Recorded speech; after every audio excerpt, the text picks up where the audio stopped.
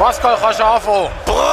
Und herzlich willkommen hier aus dem Stade de Suisse bei zweistelligen Minustemperaturen. Im Moment geht es noch, Jakob. Aber herzlich willkommen auf Barfi.ch zum Cup-Kracher schlechthin. Halbfinal. BSC Young Boys, der momentan Erste in der Tabelle gegen den FC Basel, momentan Zweiter, Serienmeister. Und der Jakob hat es schön gesagt, wenn Basel nicht gewinnt, dann holen sie das Double. Genau, so ist es. Und wenn IBE heute gewinnt, ja, dann wird es eng. dann wird es eng. Also mit dem Double wird es dann eh nicht mehr. Nein, aber und Meisterschaft wird dann auch schwierig. Aber wird das ganz ein entscheidender Match. Natürlich gibt es keine Punkte für die Meisterschaft. Aber der ist wegweisend und ich glaube wirklich, wenn Basel heute gewinnt, dann haben sie gute Chancen, beide Titel zu holen, wenn sie verlieren. Und das denken wir gar nicht. Nein, das denken wir nicht. Hat Anstoß in wenigen Sekunden. Ist es soweit? Jetzt ist das der Fall. Hat aber nicht ganz geklappt mit dem Anstoß. Ja, der Oberlin ist, glaube ich, zu früh ab, so wie es aussieht. hat schon der ist schon parat gewesen. Der FCB hat angespielt, in dieser Sekunde ist losgegangen. Cup-Halbfinal live auf Barfi.ch. Der lange Ball vom Leo Lacqua Richtung Tim Oberlin. Der ist richtig motiviert. Hey, fast nicht motiviert. Ich sehe, wie er den Ball runtergeschaut mit der Hand. Schau dir die Aufstellung an, Jakob. Ja. Der Watzlig im Goal, dann eine Dreierkette. Hallo, Überraschung ein bisschen mit dem Tauland Chaka. Finde ich gut. Mit dem Leo Lacqua und dem Marek Suchi. Dann die Aussenbahnen mit dem Pedretta und dem Michael Lang. Die Rückenserve ist retour, wenn IBE dann den Ball hat. Fast ein bisschen Winter Champions League. Champions League Aufstellung tatsächlich, weil man weiss auch, heute geht es um alles. Heute geht es, wie man so schön sagt, nicht um die Wurst, sondern um den ganzen Grill. Und dann im Mittelfeld zentral nicht etwa irgendwie grosse Experimente, sondern der Seredie zusammen mit dem Luca Zuffi. Und dann vorne innen, man könnte sagen, eine Dreier-Vorwärtsbewegung, aber man kann auch sagen, zur Unterstützung von der Sturmspitze von Wolfswinkel auf den beiden Aussenbahnen, der Oberlin und der Valentin Stocko auf der Bank, der Fabian Freinum und sonst auch noch andere. Schauen wir jetzt aber IBE, weil gerade ein bisschen den Stempel aufdrucken am Spiel. Aber der FC Basel hat den Ball erobert, bekommen den ersten Einwurf. Ja, und 1 Minute und 11 Sekunden sind gespielt. 0:0 natürlich der aktuelle Stand, weil es erst gerade angefangen hat und sie überhaupt nichts verpassen. Der Heimeinwurf für den FC Basel auf der linken Seite durch den Pedretta weit führen gespielt in Richtung Valentin Stocker. Haben wir schon letztes Mal gesagt, dem tat der Goal gut. Ja, das, definitiv. Könnte alles lösen, hat ja nicht schlecht gespielt bis dahin, aber eben haben die so richtig gut und der FC Basel über den Van Wolfswinkel, dann aber ein Missverständnis, Einwurf für die Young Boys und der Raphael Vicky natürlich hier an der Linie und wieder Adi Hütter würde ich sagen, ein bisschen wärmer eingepackt. Definitiv, ja. Raphael Vicky, der hat immer in der Schale, aber keine Kappe. Aber das Trainerhösli hat er angezogen. Sicher unter dran Thermo Unterwäsche. Nimm jetzt auch mal an. Und im Stade de Suisse ganz edel, die Ersatzbänke, die sind gewärmt, bringt aber den kalten Zeichen nicht so viel. Achtung, jetzt Steinpass von IBE, der läuft schon aufs Goal. Uiuiui, ein extremes Watzlig und dann, kann der nicht Leo Lacqua erklären. Also man muss sich warm anziehen, IBE gerade noch nachdoppeln, die linke Seite kommen, sie brechen sie wieder durch, Flaggenball in die Mitte, wieder Leo Lacqua. Und dort kann das Ganze unterbinden. Heiße Situation der Benito ist schon zweimal gefährlich. Und IBE geht weiter und drückt wieder über den Benito, über die linke Seite. Der Oberlin geht ganz weit hinterher helfen, auch der Seredie. Und dann gibt es einen Einwurf für die Berner Young Boys auf Höhe vom 16er. Vom FC Basel. Das ist schon der erste Schreckmoment. Jakob, ist der Kugelschreiber schon eingefroren? Ich habe übrigens, ich muss jetzt schauen, dass ich keine Werbung mache, weil das Bächlein hat eine Werbung drauf, ein Testwasser mitgenommen, wo wir dann schauen können, wie lange es geht, bis das eingefahren ist. Das schreibt nicht mehr gut. Schreibt nicht mehr gut. Wir merken uns die vielen guten Szenen. Ja, okay. Also. Wir haben gesagt, der Raphael Vicky nicht so warm angezogen. Ich wollte sagen, dass die Ersatzbänke ja gewärmt sind im Stade de Suisse. Also die haben so eine Art Sitzheizung, wie man das aus dem eigenen Auto kennt. Die ganz glücklich haben in dieser Phase jetzt von der Wetterkapriole auch noch eine Steuerradheizung. Aber der FC Basel, der muss sich warm anlegen. Nicht nur wegen der Temperaturen, sondern IBE ist richtig im Saft. Und vor allem mit dem Muaro von Anfang an, da haben wir ja noch lange diskutiert, ob der kann spielen von Anfang an. Das ist im letzten Meisterschaftsspiel in der zweiten Hälfte verletzt rausgegangen. Und da hat die Hütte schon gesagt, ja, das wird eng, aber das war alles nur ein Poker gewesen. Ja. Definitiv. Der hat noch ein bisschen probiert zu pokern. Jetzt denkt er, kann der Raphael Vicky und der FC Basel unter Opsi bringen. Aber man merkt, sie sind bereit zu der Cup-Halbfinal. Siehst du, Jakob? Ja, und die haben ja gesagt, dass interessiert ist nicht, ob der Muaro spielt oder ob er nicht spielt. Wir wollen unser Spiel machen und das ist sicher auch die richtige Einstellung, auch wenn wir selbstverständlich da verschiedene Varianten haben, mit oder ohne Waro, weil der Waro natürlich mit seiner Kopfballstärke da doch ein bisschen ein anderes Spiel bringt als der Same, der mit dem Kopfball auch nicht schlecht ist, aber doch nicht ganz so gut ist wie der Waro. Jetzt Freistoß für den FC Basel aus der eigenen Platzhälfte raus, es geht munter los. Ja, das ist voll. Der gut bespielbar, gell, könnt ein bisschen komisch ja, auf dem Plastik, aber es könnte ja auch irgendwie halbwegs gefahren sein, aber den Eindruck macht es überhaupt nicht. Haben ja noch abgedeckt, wie Barfi.ch Leserinnen und Leser und Hörerinnen und Hörer sicherlich gelesen haben auf unserer Plattform. Haben wir eine Vorberichterstattung gehabt, wo sie mit Blachen das ganze Feld abgedeckt haben, damit eben es nicht direkt für Kälte ausgesetzt war über die Nacht und natürlich hier eine Bodenheizung im Status ist. Aber mit einem langen Ball von IB und der Leo Lacroix, der hat alle Füße voll zu tun. Dort hinten innen macht das bis jetzt aber sehr gut. Der Dom in der Abwehr beim FC Basel. Schon wieder Ballverlust. Wieder kommt IB. Die Standschuss und dann schön klärt. Vom Watzlig am Schluss sprintet er den Ball noch hoch und klärt, dass es kein Einwurf gibt. Was ist mit IB? Die gehen ja ab mit Feuerwehr. Unglaublich. Guter Start für IB. Der Riesenstreik. Jetzt Chance, vielleicht für den Kopf. 3 gegen 2 Situationen von rechts. Schade auf den Stocko. Links der Stocko, der versucht dort dann seinen Gegenspieler oder respektive den Gegenspieler durchzulaufen. Was aber nicht gelungen ist, der Raphael Vicky. Schau mal, wie die abgehen, aber der Trainer bleibt. Ja, das ist abartig. Ja, du merkst, heute wird das ist mit ganz viel entschieden. Ja, heute Spiel für die ganze Saison da. Und da geht es natürlich um extrem viel. IB über der Suleimani und dann geht es nochmal hinten über der Gibril So und dann weiter Ball führen, Offside-Position aber vom Assalé und damit Freistoß für den FC Basel. Zeit zum ein bisschen durchschnaufen, die haben da gerade einiges müssen entgegennehmen. Also richtig aufgegangen ist es noch nicht in dieser Dreierkette hinten, würde ich mal sagen. Aber sie kämpfen, das merkt man, sie gehen in die Zweikämpfe, sie nehmen die an, sie nehmen den Kampf an und ich glaube, die Kontermöglichkeiten, wenn man jetzt ein bisschen falsch gespielt hat, man hat nicht über rechts gehen, den Vorderen mal anspielen, auch der Oberlin, der hat dann wieder zurücklegen auf den Stocko, aber sehr wahrscheinlich hätte Van Wolfswinkel gerade nur den Stocko gesehen oder vielleicht auch nur ihn gehört und darum ihn lanciert und der Stocko ist dann halt auf den Gegenspieler aufgelaufen. Michael Lang jetzt probiert den Oberlin zu lancieren, der Ball kommt aber nicht an, am Schluss landet er bei der Mittellinie beim Tauland Schack und jetzt ein bisschen Ruhe reinbringen. Ein bisschen Ballsicherheit, ein bisschen auch den Ball. Aber musst mal schauen, der Vicky muss da noch ziemlich viel dirigieren. Das braucht da schon noch einige Anweisungen mit dem System, das in den ersten 6,5 Minuten, die jetzt gespielt sind, noch nicht ganz gegriffen hat in der Defensive. Da hat es doch ein bisschen viele Möglichkeiten gegeben für IB. Schon nach 2 Minuten durch Benito mit dieser Möglichkeit, wo dann aber der Watzli den Ball hätte können abwehren, Gott sei Dank. Und jetzt Ball in die Zuschauer aufgehauen vom Nu und der Basler liegt am Boden. Wer ist es? Der Van Wolfswinkel. Van Wolfswinkel ist umgesäbelt worden, jawohl. Geht ein Freistoß aus der Halbdistanz für den FC Basel, vielleicht über einen Standard. Das Spiel lancieren, 7 Minuten gespielt im Stade Suisse, immer noch 0:0 in dem Cup-Halbfinal zwischen der Berner Young Boys und dem FC Basel. Ja, wo man auch merkt, sie sind beide Mannschaften geladen. Also es ist wahnsinnig, wie die abgehen und vor allem in die Zweikämpfe. Ja, hoffentlich auch. Wenn du heute nicht geladen bist, dann bist du nicht mehr klar, geladen. aber es merkt, und auch das Publikum ist voll bereit. Also auch eine schöne Kulisse hier in der Hauptstadt. Jetzt nehmen wir natürlich den Freistoß genau unter die Lupe. Luca Zuffi steht beim Ball, wird vielleicht mit dem linken Fuß reindrehen, Richtung 16 und hoffen, dass er einen Abnehmer findet.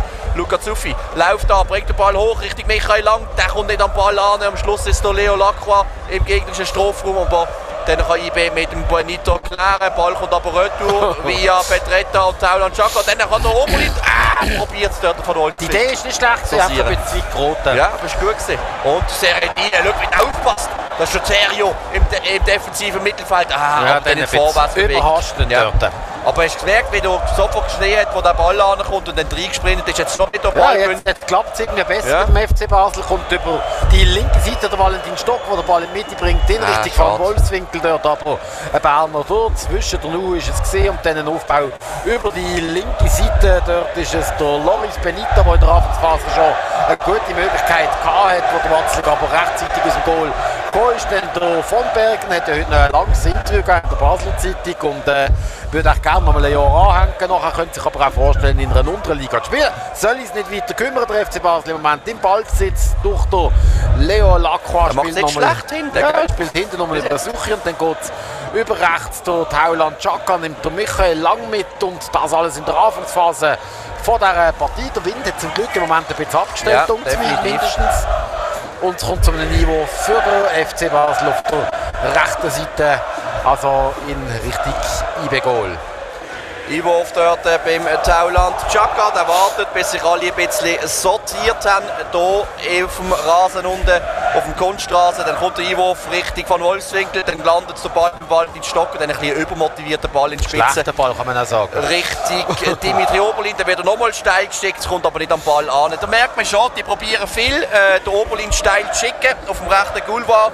Und dann soll ein Flankenball auf den von Wolfswinkel kommen oder der Valentin Stock oder einer, der sonst mitdruckt bei den Rot-Blauen.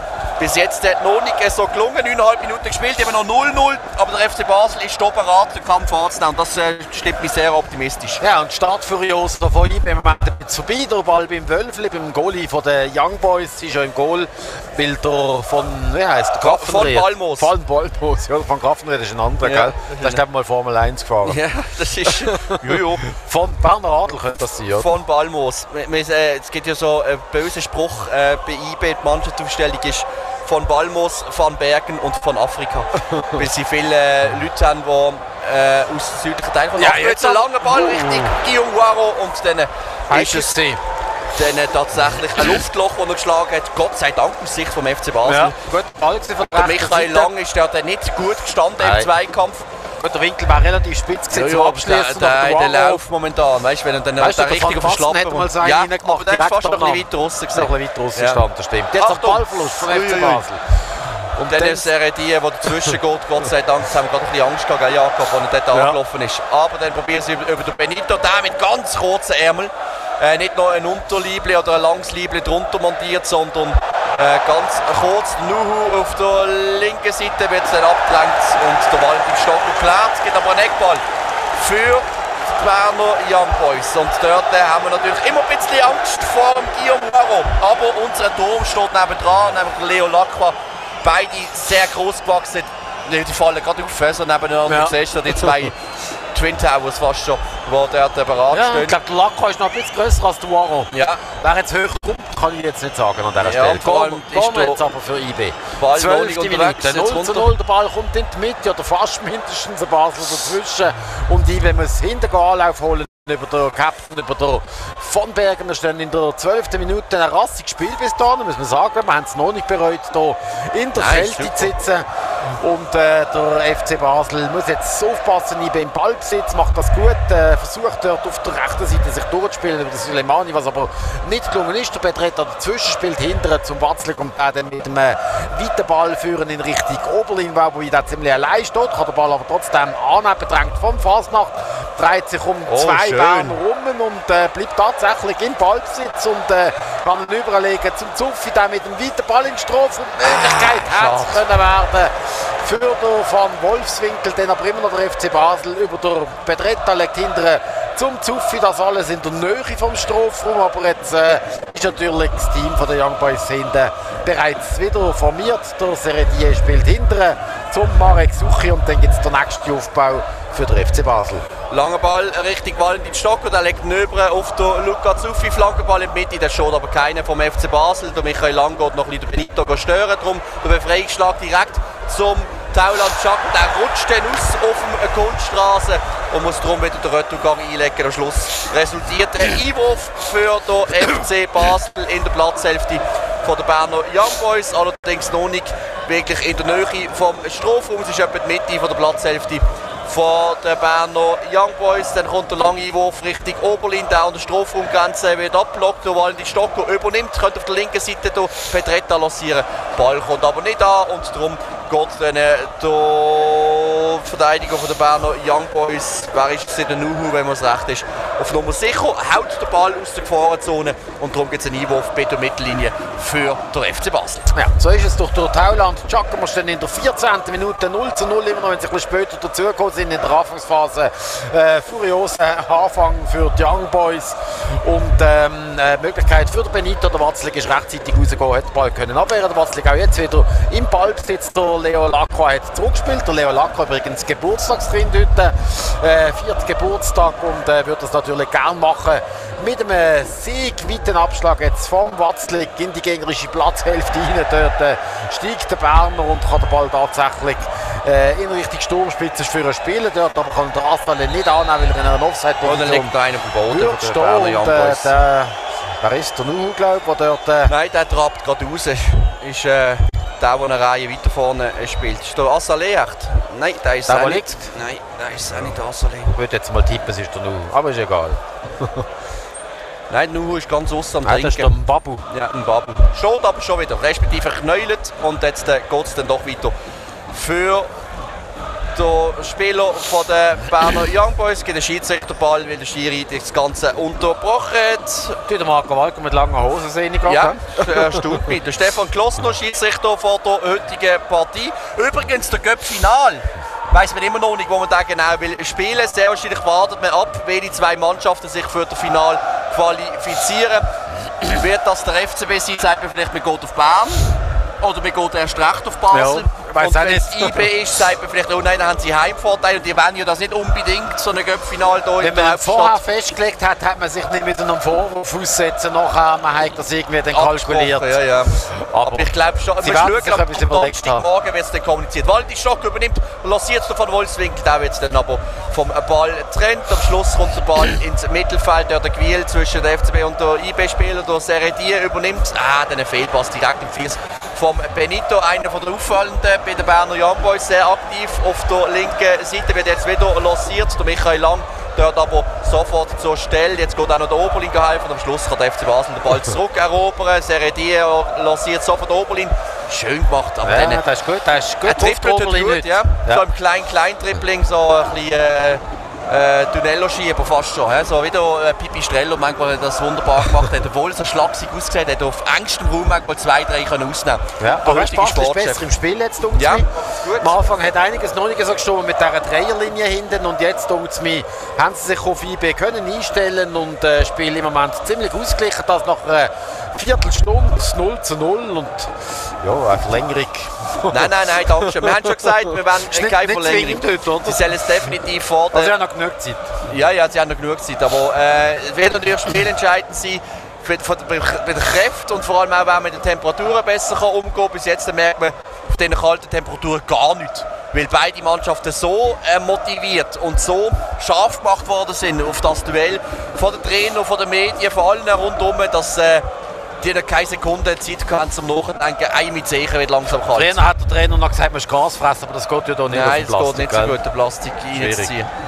Mir nimmt es natürlich Wunder, was die machen auf dem Ersatzbank. Wir sehen das nicht, wir sind direkt hinter der Ersatzbank vom FC Basel. Der Sitz ist gewärmt, haben wir gesagt, aber eben die Fiesli.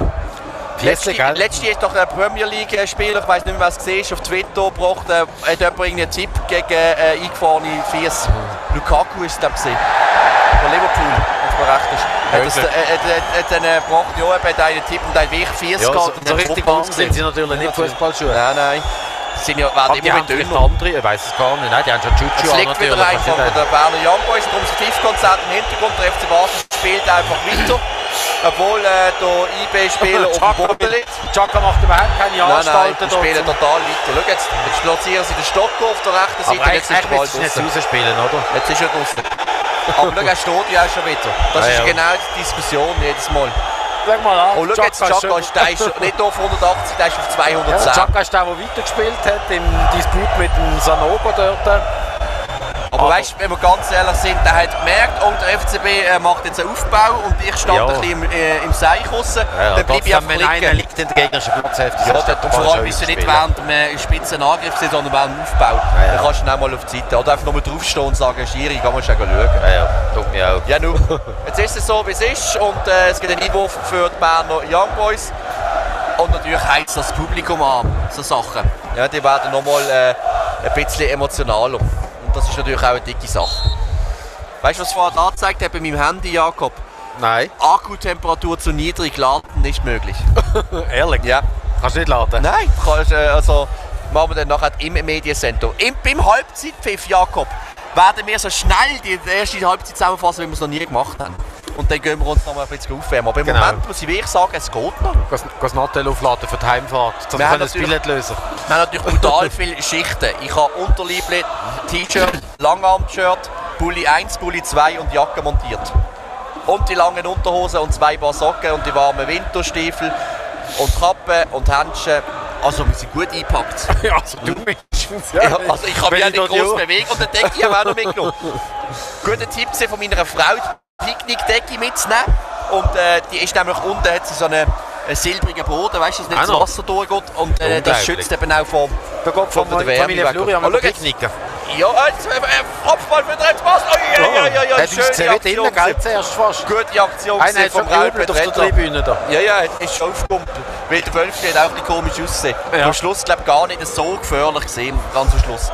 Aber trotzdem Flankenball und am Schluss ist Pedretta gesehen, mit dem Kopf, der eigentlich nicht mehr richtig Druck hinter den Ball bekommt. Aber der ist so mit einem Bogen geflogen, dass er noch gefährlich geworden ist für den Marco Wölfli. Ja, der Nu liegt bereits wieder am Boden, hat ja fast schon gepflegt werden und auch jetzt wieder in dieser Situation ist er irgendwie getroffen worden. Die Pfleger sind dort und allzu lange liegen bleiben will und sollte man natürlich nicht bei dieser Temperatur, das ist klar. Prost, geil, ist noch nicht eingefroren. Schön Kiel heute. Ein Eistee hast du gegönnt? Nein, was habe ich gemacht?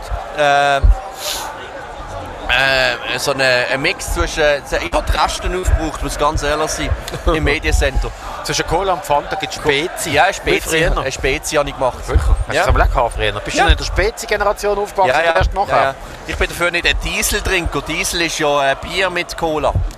Sieht lustig aus und stimmt furchtbar fest. Ja. Sieht im Moment lang aus wie eine Guinness, aber nur einen Moment lang. Nein, zusammen ist nicht so lässig. Der Trainer, der Betreuer von ihm in der Kurzhose. Ja, er hat die Kurze montiert, aber mit Käppli und mit Bomberjacke. Ich meine, wie kommst du auf die Idee, mit kurzen Hosen hier einzulaufen? Und vor allem sieht es auch aus, dass er nur ein paar Söckchen hat mit seinen luftdurchlässigen, atmungsaktiven Turnschuhen. Das ist auch so ein Ding, oder? In der momentanen Situation. Aber es gibt ja auch die Leute, ich habe das in der Stadt gesehen, Jakob, die mit Jeans, die noch über dem Knöchel aufhören und dann die niedrig geschnittenen Socken angehabt haben. Ja, da denke ich auch, das kann man machen. Ja. Muss man aber definitiv nicht. Nein, wahrscheinlich nicht. Nein, aber anscheinend ist die Mode wichtiger als 2 Tage nicht warm und kalt zu haben. Weil, wenn wir ehrlich sind, ab dem Wochenende geht es wieder aufwärts mit der Temperatur, da freuen wir uns auch. Aber heute freuen wir uns das erste Mal auf den tollen Match und es läuft eigentlich nicht so schlecht für den FC Basel. Man kann Paroli bieten und vor allem in den letzten 10 Minuten IB nicht mehr wirklich gefährlich vor das Goal vom FC Basel. Wir sind in der 22. Auch nicht, oder? Nein, noch nicht. Ja, jetzt vorher mit dem Kopfball von Pedretta. 22 Minuten gespielt, 0-0 zwischen IB und dem FCB. Und wir haben ja gewusst, es gibt ein Duell auf Augenhöhe.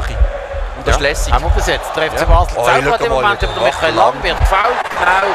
Auf der Mittellinie Freistoß für den FC Basel. Der Van Wolfswinkel schnell ausführen, was aber nicht möglich ist. Gesehen, immer sofort schaut man auf, vollste Oberlinie.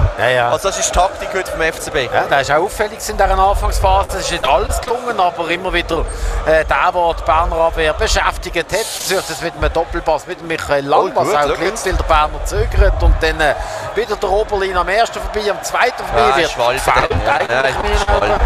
Okay, der hängt rein am Schluss.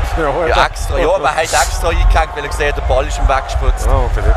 Jetzt der Oberlin wieder im Infight gegen den Benitez, gegen ein gutes Duell dort auf der rechten Aussenbahn vom FCB. Kein Millimeter Platz hast du. Nein, Luca Zuffi übernimmt im Mittelfeld, Serretier probiert steil richtig von Wolfswinkel, dann ab der von Bergen. Paparazzo, der Waldi Stocco, ja, der ist auch klar, der merkst richtig, der macht das Spaß da, wenn er auspfiffen wird, wenn er Leute gegen sich hat. Und dann lässt er sich gehen. Ja, ist schon offen worden. Zweikampf und da hat der Berner noch ein bisschen weitergerudert nach dem Duell, gell? Ja, hat ihn, glaube ich, auch noch getroffen am Fuß, jetzt wieder unten, oder? Ja, und da wird geworfen mit Gegenstand aus dem Publikum, richtig Waldi Stocco. Auf den haben sie sich auch gefreut, dort zu Bern. Die haben immer gesagt, ja, der geht immer rum im Instrument. Und die warten natürlich auf das erste Mal, wenn er rumgeht. Ja, liegt immer noch am Boden. Sogar der Wölfli ist noch dort. Ja, der geht jetzt noch schwätzen. Oh, schau, jetzt werden die Sachen geworfen. Und Wölfli diskutiert auch noch mit Waldi Stocco. Denkt sich, du bist doch ein alter Nazi-Kollege von mir. Ja, aber was macht der Wölfli da? Ja, dann würde ich jetzt als Trainer sagen, gang ins Goal. Einen auf dicke Hose machen. Weißt du, ich bin Kollege von allen. Jetzt geht der Schiedsrichter, nimmt sich die nochmal zur Brust, die 2 Herren. Tauland Chaka natürlich auch mittendrin.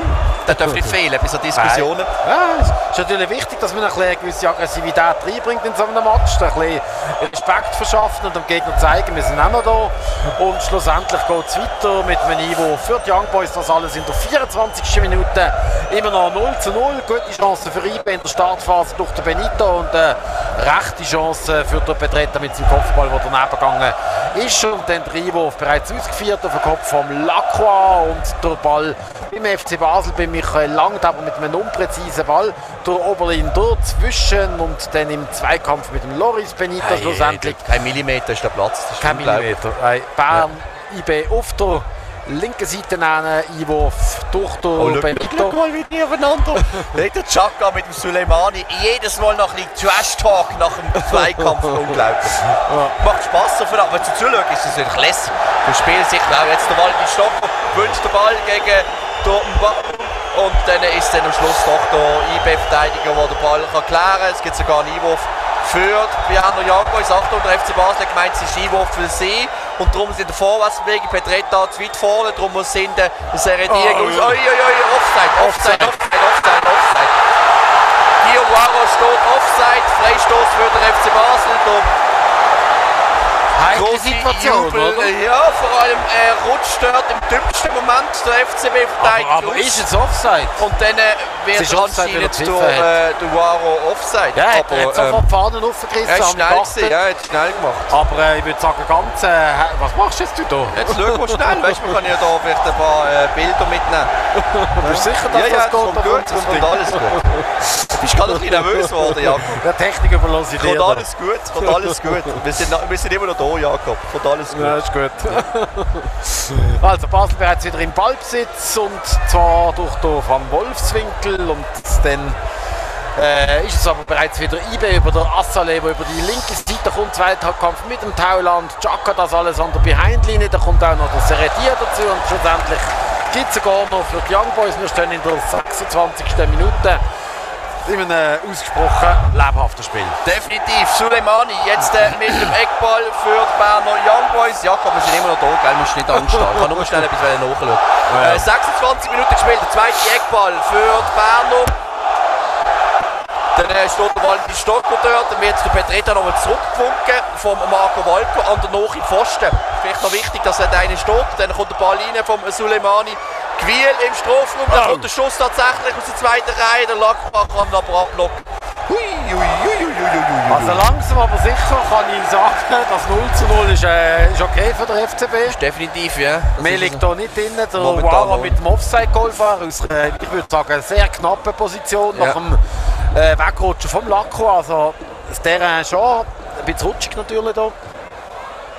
Aber das gehört alles dazu. Weiter Ball in Richtung Van Wolfswinkel, der kann den Ball nicht kontrollieren und bereits ist IB wieder da. Die kommen offenbar mit der zweiten Welle jetzt hier gegen den FC Basel, der mir hat, wenn IB so Druck macht und der FC Basel mit mir den Ball halbwegs zu behaupten. Im Moment ist es der Lang, der mit einem weiten Ball hat den Oberlin einsetzen. Das ist aber nicht gelungen, weil der Benito aufgepasst hat. Und bereits sind wieder die Young Boys über der Gibril So, der hier den Ball kann behaupten. Dann geht es über der Assale. Mönchengladbach soll ja interessiert sein an Assale und dem Same. Und warum das so ist, sieht man im Fall von Assale eigentlich in jedem Match. Jetzt aber viel Platz für den FC Basel auf der linken Seite. Der Ball im Stoppen mit einem ungenauen Ball. Das war jetzt wirklich schlecht gewesen. Und das war nicht der erste schlechte Ball gewesen, der verhungert ist. Dann aber auch ein Fehlzuspiel von IB Lang. Kommt richtig Strafraum, versucht den Ball richtig zum Van Wolfswinkel zu legen, der Berner dazwischen. Und die alte FCB-Kranke scheint auch noch nicht, im heutigen Spiel noch nicht ganz abgelegt zu sein. Ungenau im Strafraum näher. Aber jetzt der Walter Stocker ist im 16er, probiert die Mitte zu flanken, den Ball rutschen über den Schlappen und darum großer Jubel von der IB-Fankurve. Ja, mit dem kann der Walter Stocker umgehen, das sind nicht Auspfeifen auf der Gegend. Mit dem kann er umgehen, aber nicht mit seiner Startphase wahrscheinlich. Mit dem kann er auch umgehen, aber brillant ist sie nicht. Aber dort hat er sich okay, nach dem Zweikampf ist er schon getroffen worden, aber nicht so fest wie im ersten Moment ausgesehen. Das ist ja bei den Fußballern oft so, wenn sie Berührung spüren, dann lassen sie sich mal fallen, weil der Schiedsrichter sieht dann die Berührung eben auch und darum muss er dann irgendetwas machen. Und diesmal hat der Schiedsrichter gelassen und gefunden, ja, es ist doch nichts gesehen, nichts passiert. 29 Minuten gespielt, IB 0, Basel 0. Ein Offside-Goal haben wir gesehen von den Berner Young Boys.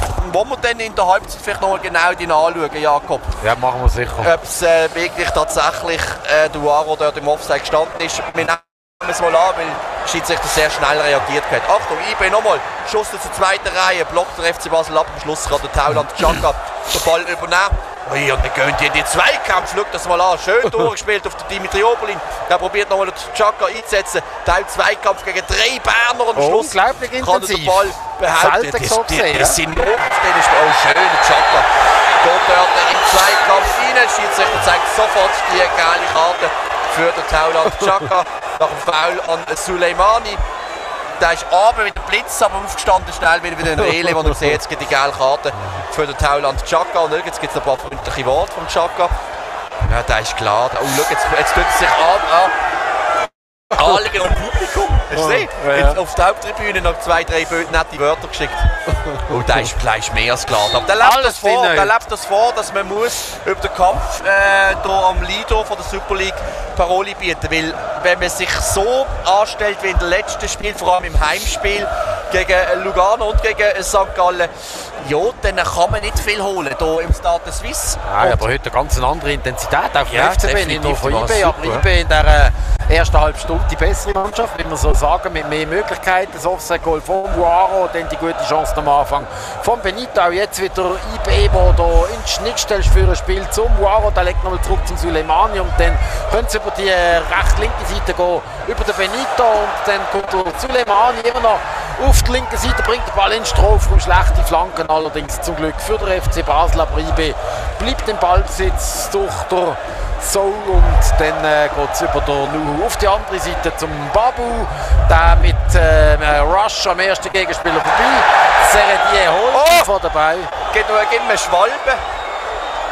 Ja, geht ihm eine Schwalbe. Ah ja, tatsächlich. Der Seredier hat schon gemeint, er bekommt die geile Karte, Schiedsrichter Ja, sofort angezeigt, auf die andere Richtung, läuft rüber. Mutige Entscheidung. Ja, und zeigt dann dem Babu die geile Karte wegen Schauspielerei. Weil er dort abgehoben hat, wie vom Blitz drauf. Der versteht die Welt nicht mehr. Der hat zuerst schon eine Berührung gespürt, aber vielleicht ist es auch der Ball gewesen, den er gespürt hat. Und dann bekommt er die geile Karte. Harte Entscheidung, Ja, aber er er ist genau ganz gesehen. sicher Also wenn du das gewesen, nicht ganz ja. genau Ja, das ist siehst, kannst du das natürlich so 100% nicht machen.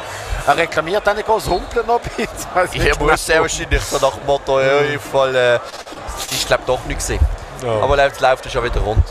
Aber beim FCB merkt man, sie sind bereit für die Zweikämpfe anzunehmen. Es ist gut, dass man, wenn man defensiv steht, eine Fünferkette hinter hat, Jakob, weil dann sind die Schnittstellen besser zugekittet. Weil sonst wäre der ein oder andere Ball in einer Viererkette vielleicht schon durchgekommen von Berner Young Boys. Also taktisch sicherlich gut eingestellt vom Raphael Ja, Vicky. ich finde es so gut, die Dreierkette hinten mit diesen variablen Aussenläufen, mit dem Lang und dem Pedretta. Ich muss sagen, das gefällt mir gut so bis jetzt. Der FC Basel im Ballbesitz durch den besagten Pedretta spielt nochmal hinten zum Geburtstagskind Loacroix, der dann mit dem linken Ball führen. Aber es ist alles ein bisschen heikel dort, wenn du dort den Ball verlierst, wird es natürlich schwierig. Da suche ich dann mit dem weiten Ball in Richtung Valentin Stocker, der kommt aber nie an, sondern beim Babu, der Zuffi dann nochmal dazwischen und schlussendlich der Van Wolfswinkel. Aber sie können einfach den Ball nicht halten, je näher das gegen den Strafraum kommt. Und das ist ja wohl nicht zum ersten Mal in dieser Saison, je unpräziser wird das Spiel vom FC Basel und das macht mir eigentlich ein bisschen Angst, muss ich sagen. Das ist das Problem, wenn du Vorwärtsbewegung den Ball verlieren und dann kommt natürlich IB mit Eilzugstempo Richtung Goal vom Thomas Schwarzlig. Achtung, wieder ein Ballverlust, diesmal sogar am eigenen Strafball, kommt mit Richtung Guaro und einem Zweikampf im Lacqua. Trifft den Ball aber nicht, nur mit der Stelle und der verwünscht Kugel und darum kullert er nur in Richtung von Thomas Schwarz. Der hat eigentlich noch nicht mehr groß eingreifen, außer dort mit Benito. Schau, es ist schon gefroren. Das Wasser ist schon gefroren. Ist es so, wenn es mehr Zucker drin hat, friert es nicht so schnell? Lenkt auf einen kleinen Schluck. Einen kleinen Schluck, dann ist gefroren. Sieht aus wie in der Antarktis. 33 Minuten sind gespielt, hier im Stade de Suisse 0-0 zwischen IB und dem FC Basel. Und es ist ein Match, der von der Spannung und vor allem vom Kampf lebt. Es ist unglaublich, wie die aufeinander losgehen. Im Mittelfeld geben sie sich keinen Zentimeter Platz. Vor allem, wenn dann mal ein Spieler im Zweikampf innen ist, geht es nicht lang. Da kommt einer helfen von der eigenen Mannschaft und zwei von der gegnerischen Mannschaft. Flankenball von Stocker, direkt in den Arm von Marco Wölfli. Er ist fast ein bisschen übermotiviert. Er will es jetzt denen unglaublich sagen. Oh, schau mal, es ist schon gefroren, als du ausgeleert hast. Das ist ja Wahnsinn. Jakob ist ein Tröpfchen rausgerutscht vom Becher. Ist schon gefroren auf dem Tisch. Aber die Technik verhebt es total. Ich hatte ja ein bisschen Angst gehabt, als der Techniker von den Berner Young Boys mich noch kontaktiert hat per Mail und gesagt hat, ja, bei technischen Übertragungsproblemen sollen wir uns doch bei dem und dem Techniker melden. Und ich dachte, ja, ist nett. Ich hoffe jetzt nicht, dass ich die Telefonnummer brauche. Aber es ist sehr nett und vor allem fürsorglich und vor allem vorausschauend. Aber läuft alles wunderbar hier im Stade de Suisse. Hier live auf Barfi.ch, 34. Minute 0-0. Achtung, Benito schickt das Salé auf der linken Seite. Der Lacroix steht bei ihm, ein bisschen halbherzig, muss ein bisschen näher dran, der Leo Lacroix. Das Salé tänzelt, der ist natürlich wendig und der Lacroix will nicht ins Leere trampen. Macht es dann am Schluss aber Clevo mit seinem Körperspiel den Einwurf für IB über den sehr aktive Benito geht das Ganze. Da muss warten, bis irgendein Mitspieler sich freistellen kann. Es geht natürlich dann über den Suleimani, wieder Benito, Flankenball Richtung Assalé. Jetzt sind sie schon wieder in dem Strafraum. Achtung, Suleimani wird angespielt, Ball von der Mitte. Ui, was macht der Watzling denn? Assalé ist unglaublich stark. Der ist unglaublich stark. Ja. Ich glaube nicht, dass wir den nächsten Jahr nochmal sehen bei den Young Boys. Das kann man nicht vorstellen. Das ist einfach zu gut. Und dann best bei einer möglichen europäischen Liga-Qualifikation dann plötzlich wieder schwierig. Ja, natürlich. Dort, wo wir dann wieder froh wären, wenn IB gut. Ja, wenn sie ein paar Punkte würden holen, oder? Europäische. Ja. Das ist alles Zukunftsmusik. Ja, Freistoß, das ist die aktuelle Gegenwart in der 35. Minute beim Stand von 0:0. Hinten gespielt für einmal bei den Young Boys und dann geht es über rechts über den Babu, der dort noch an Ball kommt und auch der mit viel Dampf und an 2, an 3 Basler vorbei. Wieder Zehn-Häusern in den Olympischen Spielen. Den Abschluss aus der zweiten Reihe durch den Suleimani, aber auch das wieder einen guten Angriff. Und der Babu auf der rechten Seite nehmen, da hat bis jetzt keiner können heben. Nein, da ist jetzt all die Ausdämpfen, das ist ja Wahnsinn gewesen. Aufbau vom FC Basel klein hintendurch. Habe ich auch ein bisschen Angst, weil der FCB wird dann sofort bedrängt von der Offensivleute von den Berner Young Boys und dann gibt es am Schluss einen Einwurf in der Mitte von der eigenen Platzhälfte mit dem Taulan Chaka. Da hat sich die Haupttribüne auch wieder beruhigt, nachdem er so ein bisschen verbal attackiert hat, der Taulan Chaka nach seinem Einstieg gegen Suleimani, wo er die gelbe Karte bekommt. Und es ist immer der hohe, lange Ball Richtung Oberlin. Die hoffen, dass der Von Bergen irgendwie einmal einen Ball unterläuft und dann der Oberlin allein auf den Kasten laufen. Das ist die Taktik. Ja. Sieht ein bisschen so aus. Ja, ein bisschen durchschaubar. Vor allem, wenn es auf das Feld spielt, geht jetzt vom Seredier der Assalé auf und davor legt der Ball auf die rechte Seite zum Fass nach dem Zweikampf gegen den Marek Suchi. Oh, schön und der Suchi steht goldrichtig und der Seredier geht hinten aushelfen, auch weil der Ausgangspunkt war von dem Angriff von den Young Boys, aber dann wieder ein ungenaues Zuspiel. Also, ewig geht das so nicht weiter. Die unpräzise Ball beim FC Basel, weiter Ball in die Mitte aufpasst, hat der Taulan Chaka spielt raus zum Betreten, aber der FC Basel, man muss es sagen, im Moment überfordert. Ja, IB im Moment die stärkere, die bessere Mannschaft in der zweiten Phase von der ersten Halbzeit. Benito wieder über die linke Seite, der FCB immer Schritt Sport oder IB einfach schneller und vor allem stilsicher. Kombinationssicher. Jetzt wieder von Bergen, lanciert wieder der Benito auf der linken Seite, spielt in die Mitte zum Suleimani, dann aber der Michael Lang, der den Ball ablaufen kann, spielt ihn zurück zum Watzling. Der auch in Extremis haut den Ball wieder weg.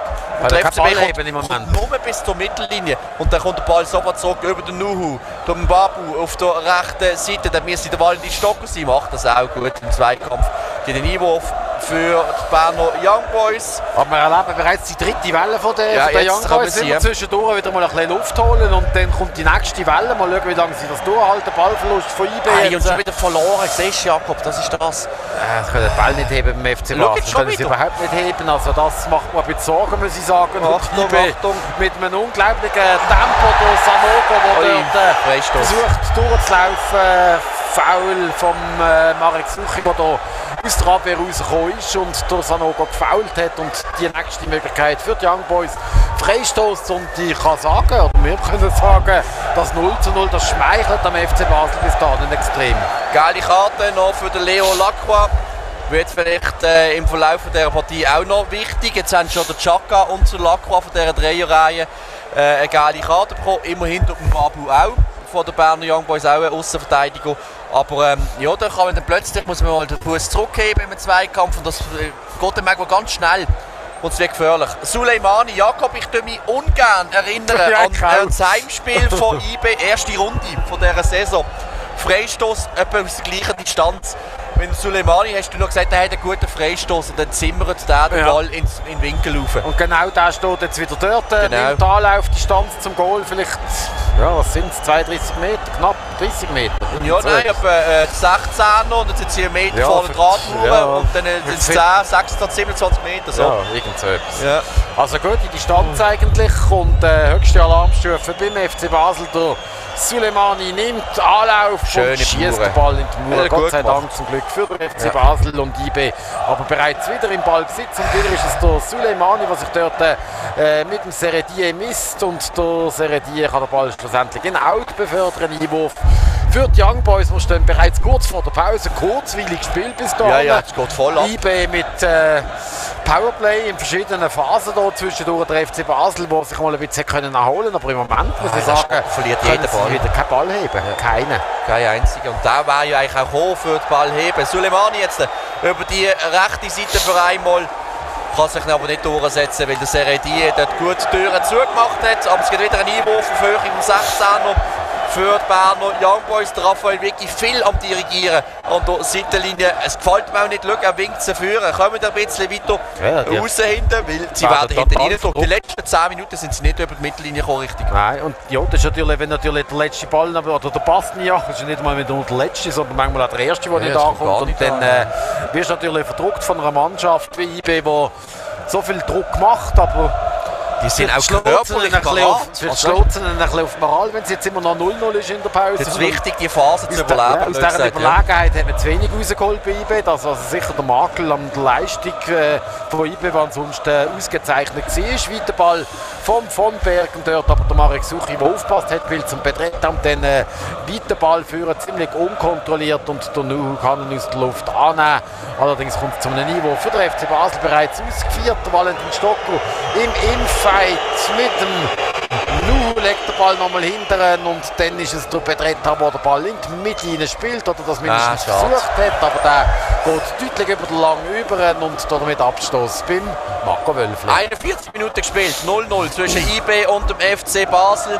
Ich würde mal sagen, wenn man mit einem 0-0 in die Garderobe gehen kann man zufrieden sein aus Sicht vom FC Basel, weil IB, hast du gesagt, Jakob, überlegen, aber sie machen zu wenig draus. Jetzt gerade 2 Berner, die auf dem Boden liegen. Jetzt spielen sie selber auch weiter, obwohl 2 von ihnen fehlen.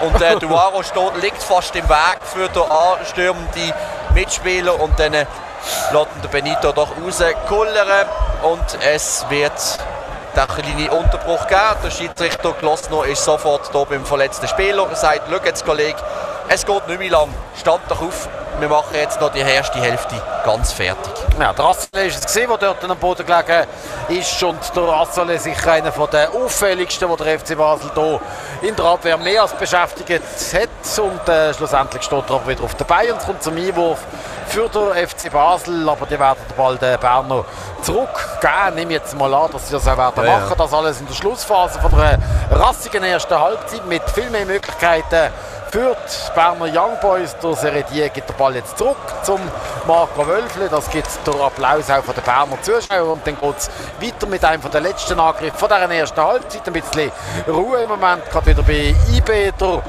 Nuhu spielt zum Babu und dann geht es durch die Mitte zum So. Weiter Ball versucht auf der Assale gespielt, der Basler dazwischen. Aber bereits ist IB wieder da mit einem schönen Ball auf die rechte Seite raus. Dort durch ja, irgendeiner halt. So ist es wieder gesehen.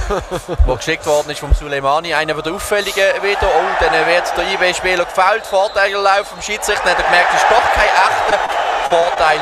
Und darum geht er dann der Freistoß für die Berner Young Boys. Dort ist gefoult worden. Weiss sie, der gelegt hat. Valentin Stocker. Valentin Stocker. Oder wird aber gleich nur am Anfang. Ja, noch Glück gehabt. Aber jetzt nochmal so ein Halbfeld-Freistoß, Jakob. Ja, das wollte nicht vor der Halbzeitpause. Heikle Situation. 43. Minute, 0-0. Immer noch. Und es ist frisch geworden. Weißt du, was interessant ist? Dort, wo der Spray, der Spray geht ja mal wieder weg, aber der ist fest. Ja, der kristallisiert gerade. Der ist immer noch tief gefroren dort. Ja, das ist krass. Ja, das löst sich auf, auch mit der Wärme. Ja. Sonst und eben Er hat, glaube ich, gerade auch können irgendwie so einfach ein Wasserspray nehmen, das wäre ja dann gerade gefroren am Boden. Er hat auch ein bisschen mit vorher die Wassertropfen, die da auch ganz kristallend dort glänzen. Achtung jetzt, Freistoß für die Berner Young Boys. Wieder ist der Mann für die Standards dort, der Suleimani. Wird der Ball mit seinem linken Fuß reindrehen, richtig Goal von Thomas Schwarznig. Ball kommt jetzt in die Mitte, dort aber der Ricky van Wolfswinkel, der Stoßstürmer beim FC Basel, der kann klären. Und dann macht das der Petretta ganz abgeklärt. Der junge Mann in der Aussenverteidigung holt den Abstoß raus für den FC Basel. Also sie sind schon überlegen gewesen, aber vor dem 16 haben sie dann doch nicht so viel den letzten Pass durchspielen. Sie sind gefährlich, teilweise sogar in den Rücken von der Verteidigung gekommen. Aber am Schluss ist es nie ein gefährlicher Abschluss gekommen, Richtung Thomas Schwarznig. Man hat schon immer ein bisschen Angst gehabt. Aber am Schluss haben wir dann auch noch einen tschechischen Nazi-Goal im Kasten. Also bis jetzt ist er noch nicht fest gebrieft worden. Wir hoffen, es bleibt so. Weil der FCB hat alle Mühe, selber aus der eigenen Hälfte rauszukommen. Und wenn, dann kommen sie mit dem langen Ball Richtung Dimitri Oblin. Oh, jetzt schon schön durchgespielt. Richtig von Wolfswinkel, dann der Ball in den Stock übernimmt, der Michael Lang. Oh, da wird gefoult, Kollege. Gefoult dort in der Mitte von der Platzhälfte von der Berner Young Boys. Und das ist jetzt auch noch ein Halbfeld-Freistoß, Jakob. Ja, genau. Vielleicht. Ja, Leo Lacroix marschiert noch mal führen. Der Grossgewachsene zusammen mit dem Marek Suchi. Die eher kleineren beim FC Basel mit dem Tauland Chaka und dem Raul Petretta. Und die nicht so kopfballstarken wie der Seredi, die absichern. Und der Luca Zuffi wird den Freistoß in die Mitte reinbringen. Das wäre ja etwas, wenn es jetzt noch ein Goal gibt. Der Zuffi hat zuerst den Ball spielen, dann überlässt er am Tauland Chaka. Wir stehen bereits in der 45. Minute. Der Ball kommt in die Mitte und wo ist er? Stürmerfrei und Foul und Freistoß für die Young Boys aus der eigenen Platzhälfte raus. Wie lange wird nachgespielt? Mehr als 1 Minute? Wahrscheinlich nicht. Schon wegen der Temperatur. Denken auch ein bisschen an uns. Danke. 1 Minute und die Nachspielminute hat jetzt angefangen. Ballbesitz für die Young Boys. Der Marco Wölfle, der den Ball hat auch nichts zu tun gehabt eigentlich in dieser ersten Halbzeit. Hat einmal der Petretta-Kopfball, der in die Nähe gekommen ist vom Goal. Ja, ja, aber es sind eigentlich 3 Wellen von den Berner Young Boys, gerade am Anfang, dann so in der 25. und dann ab der 35. wieder. Und vor allem in der letzten Welle hat der FC Basel Mühe und Not gehabt, hier den Ball zu verteidigen. Achtung, nochmal einen langen Ball Richtung Uaro, der dann probiert weiterzuspielen zum Suleimani. Am Schluss ist der Michael Lang, der kann klären. Es gibt einen Einwurf für den FC Basel in der eigenen Platzhälfte mit dem Tauland Chaka. Alle schauen schon ein bisschen auf die Tour, vor allem die Offiziellen, auch der 4. Schiedsrichter am Rand draussen zeigt jetzt an, jetzt ist dann fertig, langer Einwurf Richtung von Wolfswinkel, dann übernimmt nochmal der Ball die Schock und dann kommt tatsächlich nochmal der Dimitri Oblin am Ball an und kann fast am Nuhu durchlaufen. Und das ist Halbzeit Nummer 1. Danke. Ein spannender Match, 0-0 nach 45 Minuten. Der FCB muss sich steigern, weil sonst wird es ganz schwierig, um das Statusweise zu bestehen. Und bis jetzt ausgeglichene Sache 0-0. IB ein bisschen stärker, aber das kommt schon gut. Genau, so ist es. Bis Gott.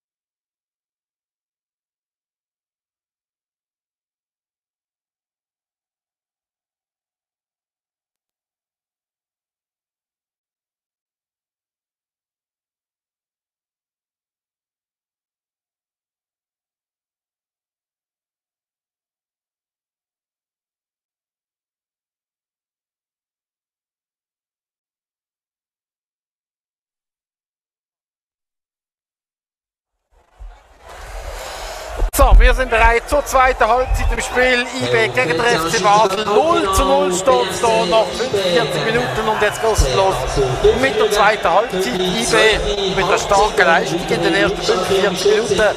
Der FCB mit grösseren Problemen, obwohl es nicht Goalchancen in Hülle und Fülle gegeben hat. Aber trotzdem, IB ist die Mannschaft gewesen, die über weite Phasen von dieser ersten Halbzeit den Takt angegeben hat. Hätte es nicht besser können sagen, Jakob. Urs Meier, ehemaliger FIFA-Super-Schiedsrichter, auch unter den Zuschauern heute hier in diesem Cup-Halbfinal. Der Maurer Lustrinelli war auch noch da gewesen. Lustrigol, ein glatter Vogel, bei den Medien immer noch sehr beliebt. Hat den einen oder anderen Schwätzchen gemacht in der warmen Medienkombüse, wo wir jetzt vorher gesehen sind, aber wieder voll verstärkt. Ja, es ist jetzt relativ schnell gegangen mit dem Abkielen wieder. Definitiv. IB die beste Mannschaft, der FC Basel mit Glück unbeschadet durchgekommen.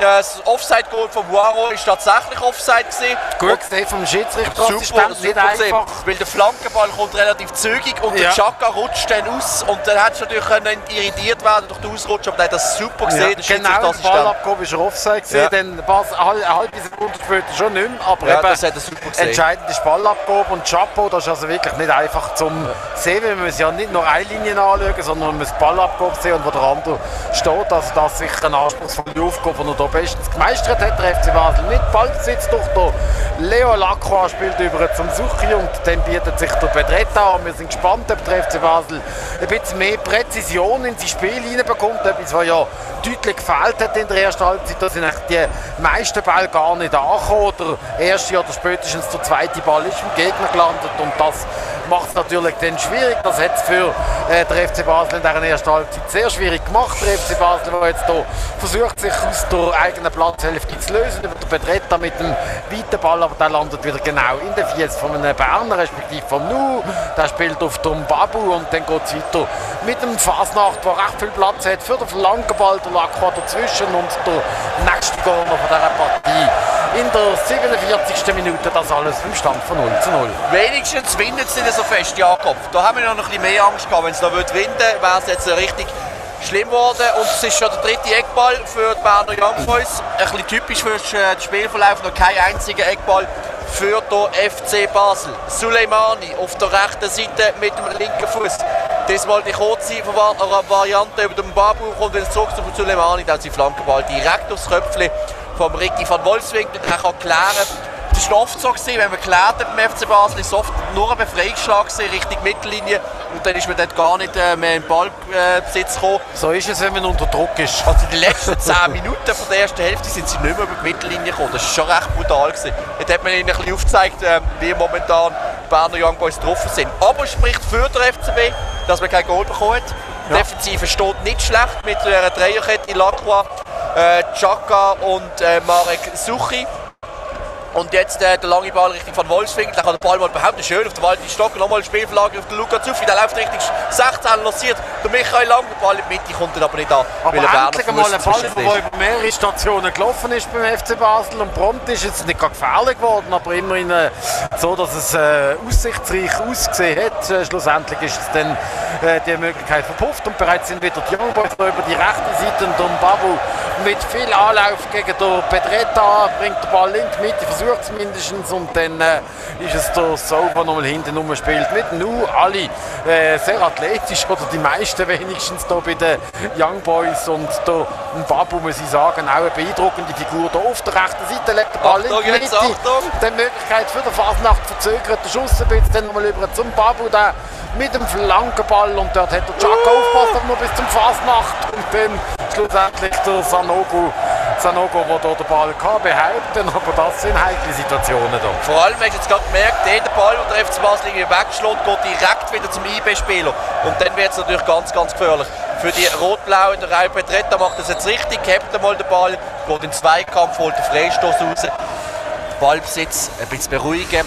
Das gefällt mir nicht, wenn sie den Ball so überhastet im Moment wegschlagen, aber auf eine Art besser so, als wenn du vorher schon trippeln am eigenen 16 und dann verlierst du noch. Das wäre natürlich noch ein grösserer Killer. können einfach den Ball nicht heben. Der Van Wolfswinkel hat man relativ wenig gesehen in dieser ersten Halbzeit. Der wird jetzt wieder angespielt mit einem hohen Ball. Schwierig, da etwas zu machen. Kann immerhin ablegen auf den Valentin Stocker und der wird dann gefoult und damit Freistoß für den FC Basel an der Strafraumgrenze. Allerdings ziemlich versetzt wird, also nicht unbedingt die Möglichkeit für einen direkten Schuss, aber immerhin eine gute Aktion für den FC Basel auf der linken Seite, 2-3 Meter außerhalb von der Strafraumgrenze, ungefähr auf der Verlängerung von der 16er-Linie wird der Zuffi den Ball können in die Mitte hineinspielen und das wird zweifellos kein direkter Ball geben. Der Tauland Chaka jetzt ebenfalls noch im Gespräch mit dem Luca Zuffi und da geht es natürlich darum, IB ein bisschen im Ungewissen zu lassen, ob der Tauland Chaka mit rechts auf den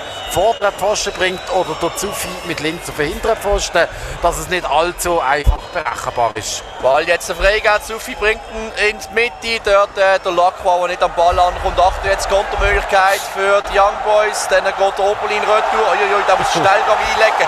Der so schneller mit dem Ball, also die mit der Oberlin, das wird etwas heißen. So ist um 16 den Ball, kommt in die Mitte und dann Heilanddonner, 17. Roger Assalé macht den Ball am Goal vorbei. Riesenchance für Berner Young Boys, nach einem Eckball für den FC Basel, jetzt umschalten.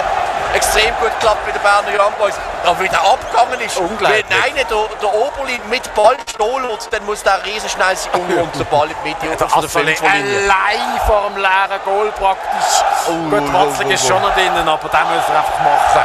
Aus 5 Meter schießt er daneben und das hundertprozentige Chance, der muss einfach rein aus Sicht der Young Boys.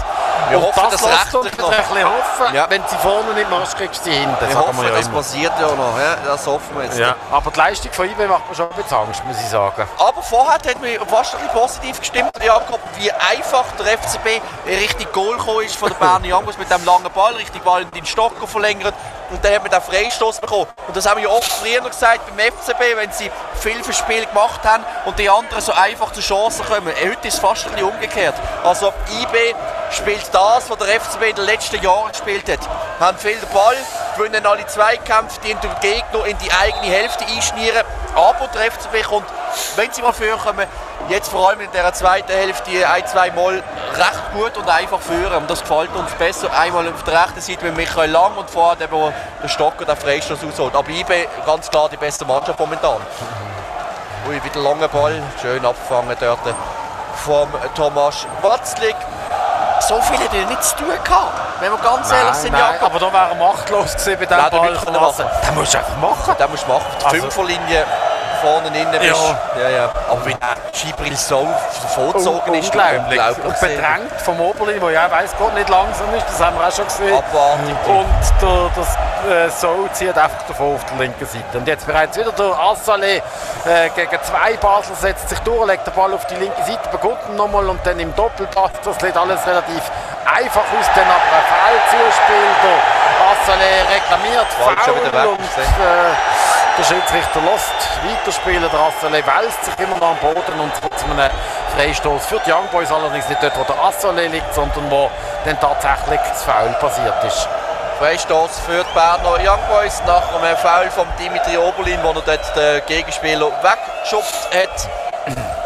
Geht der Freistoß für den Suleimani, wird mit dem linken Fuß wieder richtig Strafraum ziehen. Der Schiedsrichter Klossner muss jetzt noch ein bisschen Jetzt zieht er den Freistoß, weil anscheinend nur den Abstand richtig. Ich meine, jetzt tut er den Freistoß noch 10 Meter vorne ziehen. Wäre die Frage. 54. Minute, immer noch 0-0 zwischen IB und dem FCB. Cup-Halbfinal, Freistoß für IB. Ball kommt nicht mit. Handspiel. Ja, da geht er. Penalty. Ja, das ist Penalty. Der Oberlin unglücklich kommt mit dem Arm an den Ball an und dann zeigt er auf den Punkt, der Schiedsrichter Klossner. Er hat noch ein bisschen überlegt, gell? Und dann, ich weiß nicht, ob man einen Funk gekriegt hat von außen, aber mir hat es gedacht, das hast du von außen gesehen. Das ist einfach ein Hand gesehen. Ja. Es ist Freistoß sehr abgelenkt, aber Marcel Freistoß eigentlich in die Hose gegangen. Und dann kommt der Pfiff vom Schiedsrichter. Jetzt gehen sie noch reklamieren, dass er ja noch an der Strafraumgrenze gestanden ist und nicht irgendwie im 16er innen. Der Schiedsrichter zeigt aber relativ schnell dort auf den Punkt. Alles diskutieren nützt natürlich meistens nie etwas, weil der Schiedsrichter kann da nicht beim anderen fragen. Ja, da kann ja nicht fragen, wie schwer gefällt wurde, weil es ist einfach ein Handspiel von Dimitri Oberlin. Ja, und ich glaube, ein Hand ist es gesehen. Ja, ist klar. Er hat die Hand nicht am Körper gehabt, sondern ein bisschen aus. Ich glaube nicht einmal, dass noch allzu viel Absicht dabei ist. Das macht ja niemand im Strafraum. Jetzt werden wir schauen, Jakob. 55. Guillaume Boiro hat sich den Ball gelegt gegen Thomas Watzlik. Ball noch nicht freigegeben. Schiedsrichter Klosno geht einen Freilauf da, schießt und trifft. 1-0 für die Berner Young Boys. Und jetzt wird es hart, Jakob. 1-0 für IB, Penalty, Guillaume Boiro. Watzlik hat noch die Ecke getroffen, haftet in die richtige Richtung, aber zu gut geschossen gesehen von Guillaume Boiro. Arschkalt verwandelt, ich glaube, das kann man heute sagen, ja, oder? Definitiv arschkalt reingeschoben. Zum 1-0. Ja. Ein dummer Penalty.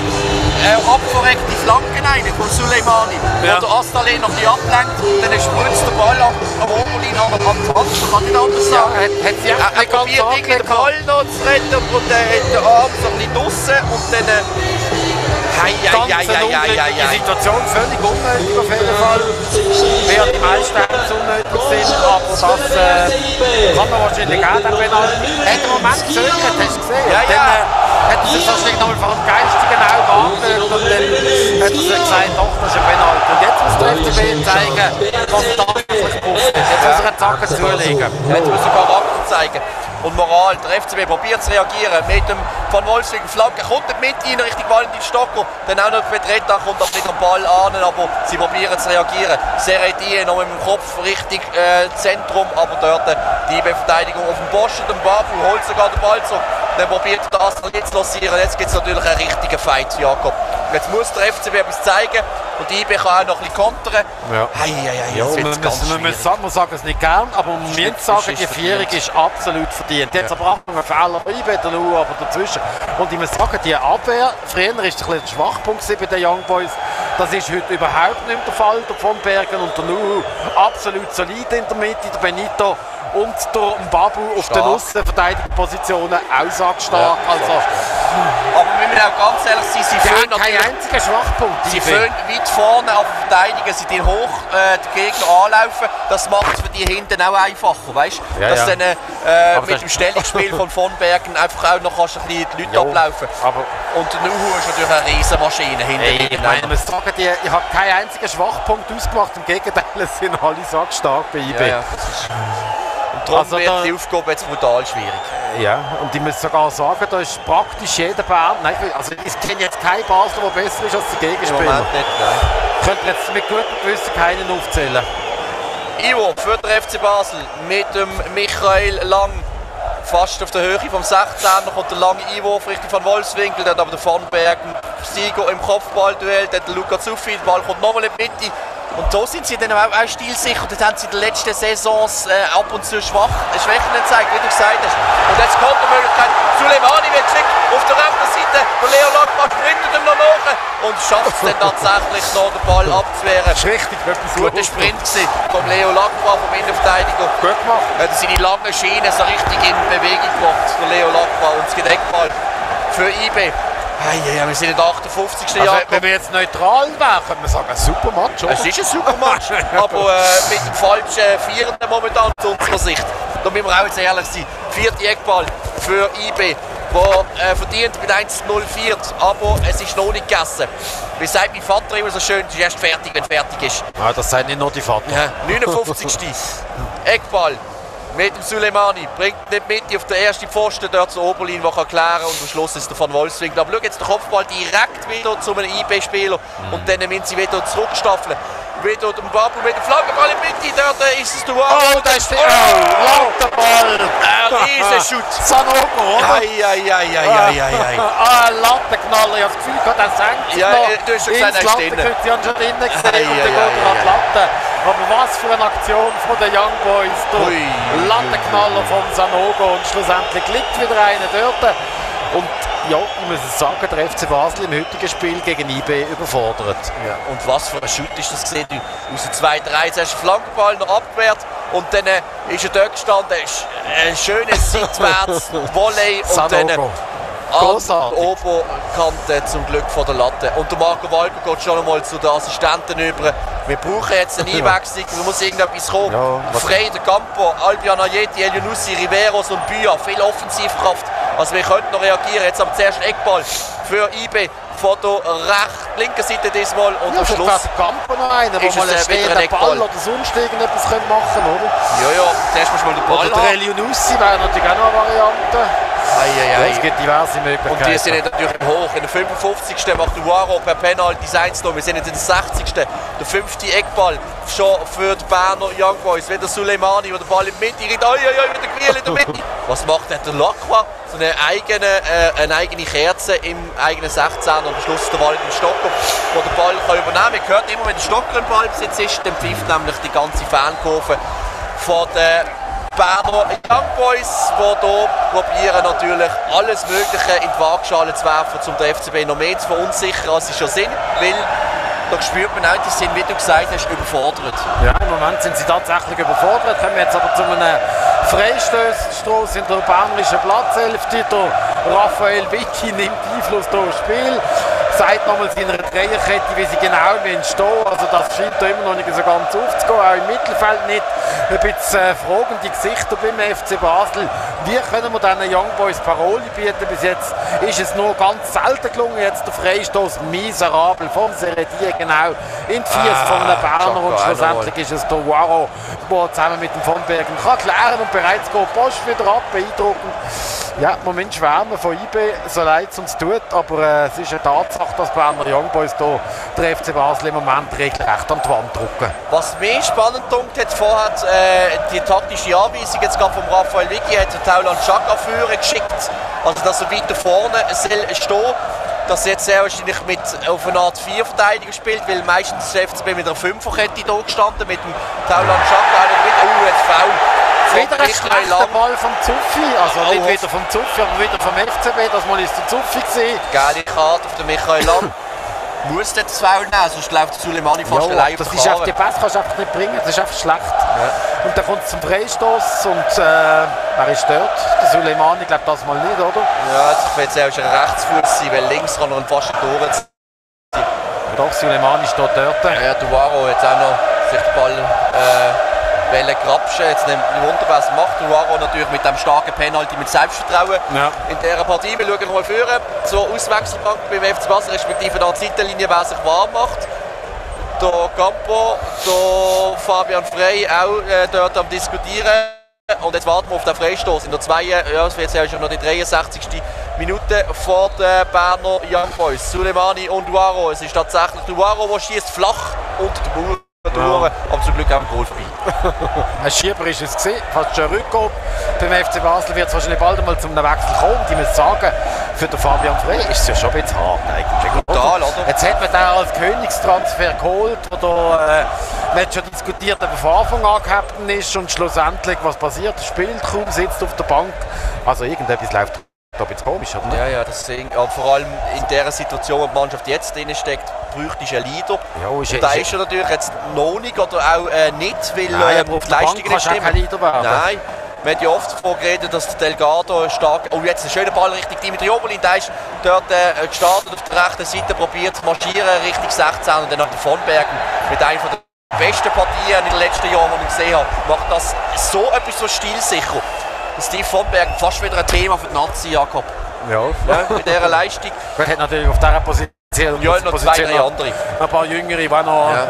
Jetzt kommt der erste Wechsel beim FC Basel, Jakob. Der Mohamed El-Younussi wird instruiert vom Raphael Vicky. Jetzt musst du natürlich gegen Führer etwas machen. Aber du musst zuerst mal die Bälle im Mittelfeld verteilen. Du kannst den Seredier rausnehmen und der El-Younussi noch da ins offensive Mittelfeld reinmachen. So etwas machen, ja. Wenn wir schauen, aber im Moment sind weiterhin Young Boys aktiv über der Assele und der FC Basel richtig durcheinander wirbelt. Der Assele mit einem Absatztrick in Richtung Babu. Der Seredier hat den Brot geknackt, dann aber der Lacroix den Ball wieder verliert am Babu und der Eigengoal. Eigengoal vom FC Basel gibt es ja gar nicht. Marek Suchi mit einem spektakulären Kopfball dummerweise ins eigene Goal und die Young Boys die vieren mit 2:0.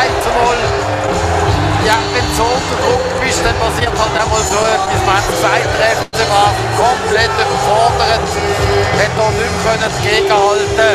IB hat der FC Basel durcheinander gewirbelt und dann passiert halt das, dass es zu einem eigenen Goal kommt, eine Flanke ins Ziel.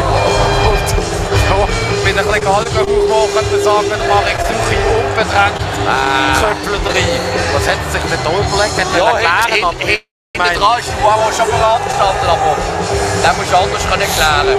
Ja, das ist jetzt also auch keine gute Aktion gewesen. Tauland Chaka geht raus, Elionussi kommt rein in der Offensive, aber das wird sehr, sehr schwierig. IB mit einem richtigen Spielraum Spiel hervorragend. Also so gut Spiel haben sie eigentlich schon lange nicht gesehen. Ich wusste, dass sie gut shooten. Aber gerade so ist brutal. Das ist brutal. 65. Minute, 2-0, Eigengoal von Marek Suchi. Von dem an, wo die Captain-Binde trägt beim FC Basel, der Elionussi reinkommt. Und jetzt probiert man natürlich das Unmögliche noch möglich zu machen. Es braucht ein Wunder. So wie das Spiel läuft, man kann das Anschlussgoal machen, Spiel kann kippen, alles ist möglich im Fußball. Aber wir sind momentan in einer Verfassung, Jakob, die Körperspruch und die Stilsicherheit und die Robustheit und auch die körperliche Präsenz ist ja Wahnsinn. Also, man hat es vorher gesagt, die sind am FC Basel auf jeder Position überlegen. Ja. Und zwar nicht nur ein bisschen, sondern ich würde mich fast drauf und sagen, deutlich überlegen. Ja. Also, das Publikum jetzt natürlich total aus dem Häuschen. Die sehen schon ihre Double-Festivitäten auf dem Bundesplatz. Ja, wenn die das durchhalten, die werden immer noch stärker. Das ist ein Wahnsinn. Weißt du, du bist im Rausch. Die haben jetzt einfach keine Schwäche gezeigt. Hinten nicht, vorne nicht. Und im Mittelfeld haben die Leute wieder Sanogo. Ja, dann schaut man auf der Ersatzbank. Dann sind noch Bertone auf der Ersatzbank, Samé. Das ist ja Wahnsinn. Haben dann auch noch Optionen. Ist natürlich auch so, dass es eine Mannschaft, die zusammengeblieben ist in der Winterpause. Ist ja auch schon diskutiert worden, hat der FC Basel das ein bisschen gruseln bei den Berner Young Boys, wie man sonst manchmal in der anderen Saison so ein bisschen Unruhe reingebracht hat. Flanke jetzt von Michael Lang, abgewehrt von Bergen. Weißt du, ob man nicht vielleicht hat einen Nuhu ködern, ja, das ist ein Verzweiflungstat. Ja, aber du musst ja trotzdem probieren, irgendwie etwas ein bisschen selbst wenn in der Winterpause hat sie nicht so schlecht ausgesehen. Nein, oder? Da haben sie wieder, Erfolg in der Champions League und haben auch gut gespielt. Und dann ist irgendwie in dieser Winterpause der Bruch gekommen. Und der Bruch gibt es immer noch. Und im Moment sieht es überhaupt nicht nach aus, jetzt nicht noch aus, als ob es bessere gibt. Dann am nächsten Samstag, wo der FC Zürich auf Besuch kommt. Gut, da denkt man jetzt noch nicht dran. Nein, da denkt man noch nicht dran. Aber 67. 2-0 für Berner Young Boys. Hochverdient. Einmal Waro, einmal Eigengoal Marek Suchi. Ein Flugkopfball, wo der Goalie Watzlik nichts mehr machen konnte. Der hat er wunderbar gemacht, der Flugkopfball, wenn man das so sagen. Ja, aber einfach in die eigene Masche. Jetzt vielleicht von Wolfswinkel steckt auf der Elionussi, da läuft das Goal. Der Wolfswinkel kommt raus. Elionussi schiebt ihn am Goal vorbei, noch bedrängt worden von Benito. Der hat am Schluss sogar noch überklärt. Der Benito, der Aussenverteidiger, der dazwischen gegangen ist. Und es geht immerhin der erste Eckball von dieser Partie. Wenn es so recht ist, Jakob, für den FC Basel in der 68. Minute. Was ja keine Statistik gemacht, weil der Kuli nicht geht. Doch, eben, der erste Eckball. Zeigen Sie jetzt auf der Anzeigetafel. So sieht übrigens Getränk aus. Jawohl, das ist gefroren. Tiefgefroren. Das ist frisch. Jetzt Zuffi mit dem Eckball. Richtig von Wolfswinkel. Kommt aber nicht am Ball an. Und Achtung, 3 gegen 3. 5 gegen 3 im Moment sogar. 4 gegen 3 für die Young Boys. Und zwar sind sie über die linke Seite, wo der Assale durchläuft, einmal mehr und dann den Ball in die Mitte bringt und dort fast auf Fasnacht findet. Der Watzlig ist rechtzeitig aus dem Goal rausgekommen und kann den Ball vor dem einschussbereiten Fasnacht noch behändigen. Dann geht es weiter über der Seredia. Aber jetzt wollen wir mal schauen, wie sie den Angriff aufbauen beim FC Basel. Über der Pedretta, dann geht es nochmal raus zum Valentin Stocker, der bedrängt vom Babu, spielt nochmal zurück zum Luca Zuffi. Der Zuffi, der auch ein bisschen wenig Einfluss auf das ganze Spiel hatte, jetzt aber eine schöne Verlagerung. Schöner Schuss von Michael Lang. Leichte Problem von Marco Wölf. Ich habe den Ball in den Corner lenken. Ich habe schon gedacht, der rutscht noch durch die Finger durch. Das wäre schön gewesen. Aber das ist nicht passiert. Aber immerhin kommt es zu einem Corner für den FC Basel. Und der Luca Zuffi wird den Ball hier in die Mitte spielen. Typisch, dass der Michael Lang, der Außenverteidiger, den ersten richtig guten Abschluss hat vom FC Basel in der Aufholjagd, die man jetzt probiert anzuzetteln. Wir sind in der 69. 2-0. 2 Längen Vorsprung für die Berner Young Boys. Der FC jetzt ein bisschen besser spielt, aber Bern die rennen immer noch vorwärts. Sie machen ein bisschen Lücken auf für den FC Basel. Die probieren jetzt zu nutzen. Der Ball kommt in die Mitte richtig. Marek Suchi, der im Zweikampf noch ein bisschen angegangen durch Marco Wölfli, aber nicht fest. Das ist ja gar nicht Schlimmes gesehen. Oh, also so schlimm ist es auch nicht gesehen. Jesus Gott, der startet voll durch. Marco Wölfli hat sich dort erobert. Hat ein bisschen Weg gemacht. Ja, sehr wahrscheinlich wegen gefrorenen Kunst. Ja, jetzt liegt er noch an.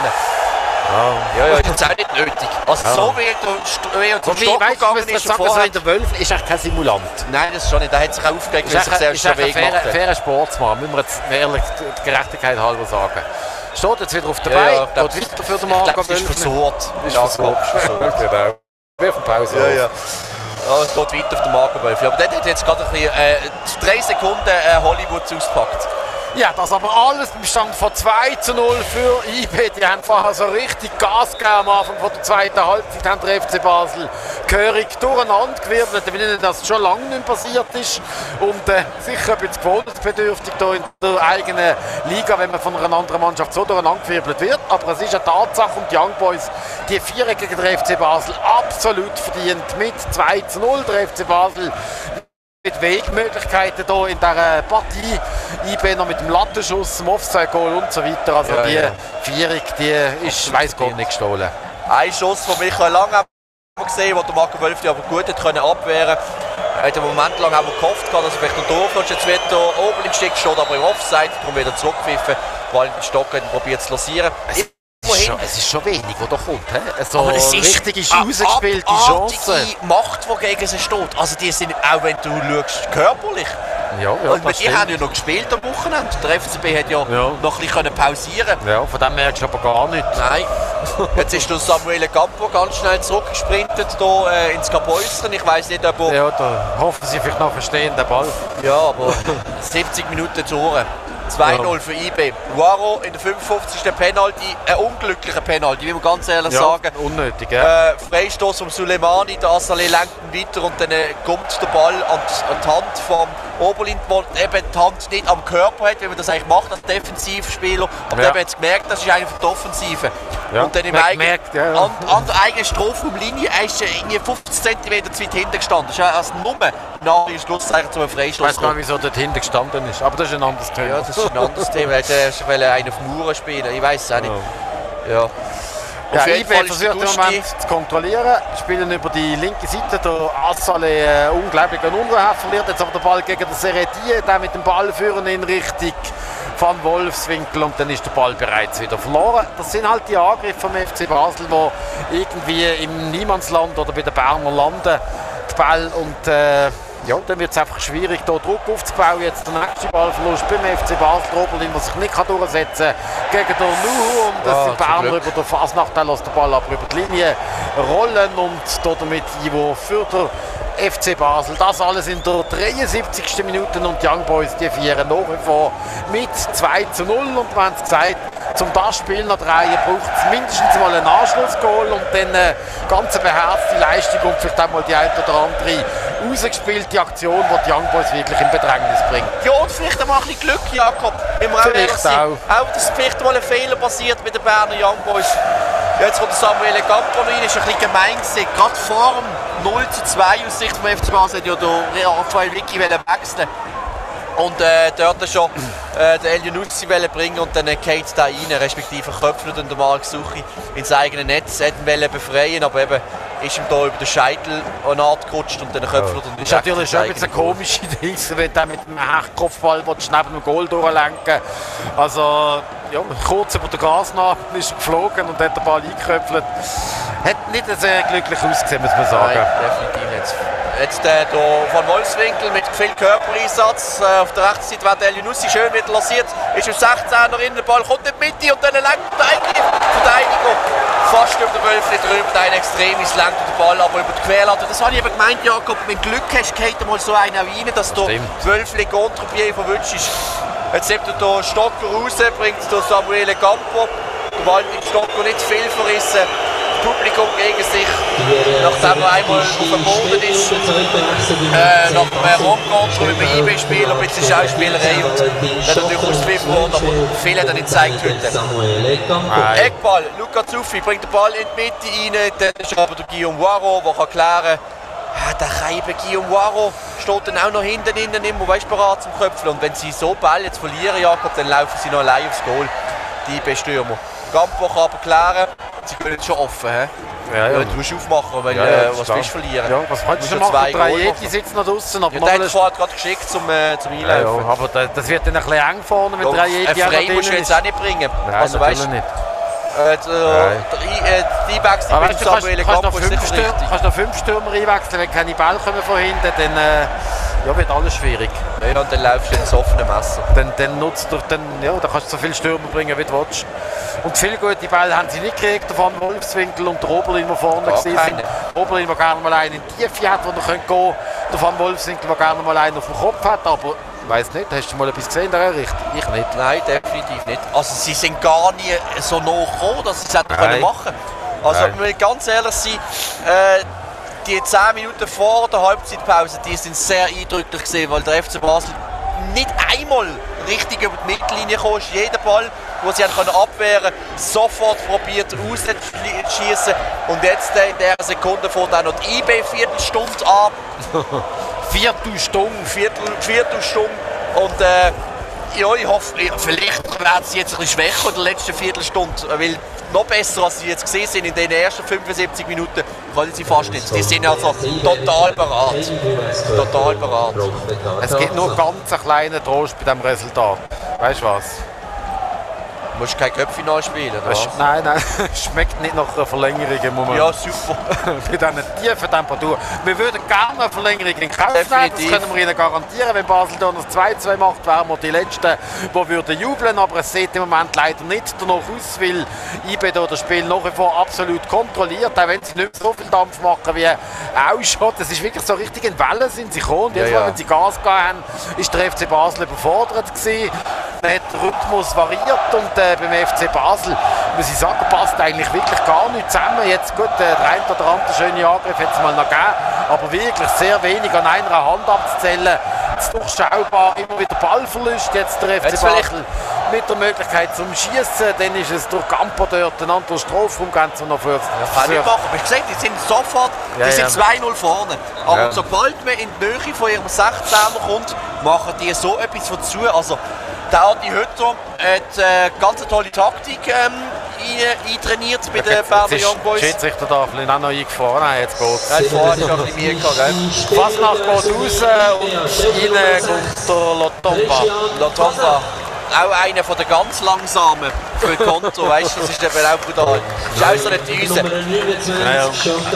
77 Minuten gespielt, 2-0 für IB. Ich sehe ein bisschen schwarz, Jakob. Ich sehe immer lang schwarz. Man sagt immer so schön, bis in die 80. bis der Anschlusstreffer gemacht hat. Kannst du noch in der 85. noch machen. Und dann nochmal die Hütte brennen hier.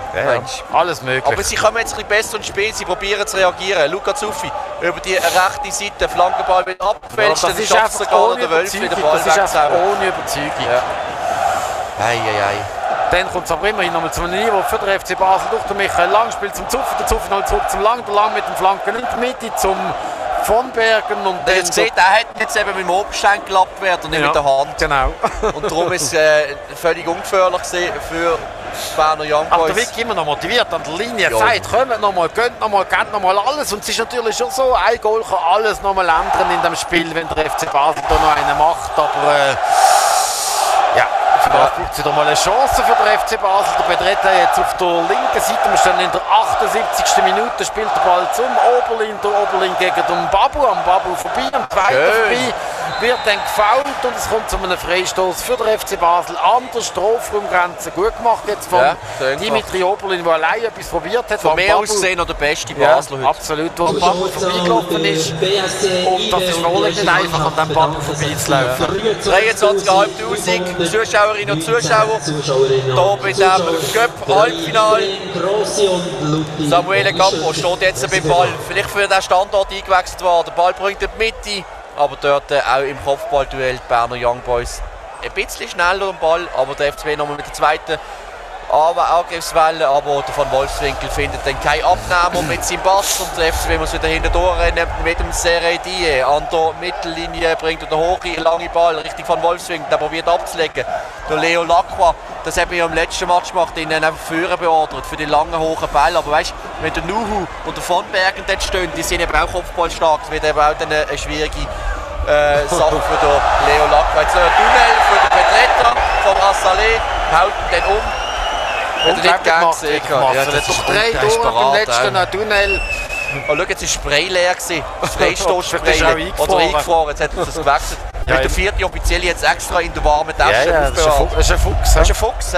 Und der Gusti geht schon wieder, ich wollte schon sagen, mit der letzten Auswechselkarte zum vierten Offiziellen. Haben wir noch Trajeti? Trajeti, jetzt musst du alles Führer werfen. Ja, kann man probieren. Ja, Führer werfen, Brechstangen auspacken, hoch und weit und hoffen, dass Glücksgöttin Fortuna irgendwie noch einen Ball einem vor den Fuß springen. Wir haben noch 10 Jahre gehabt.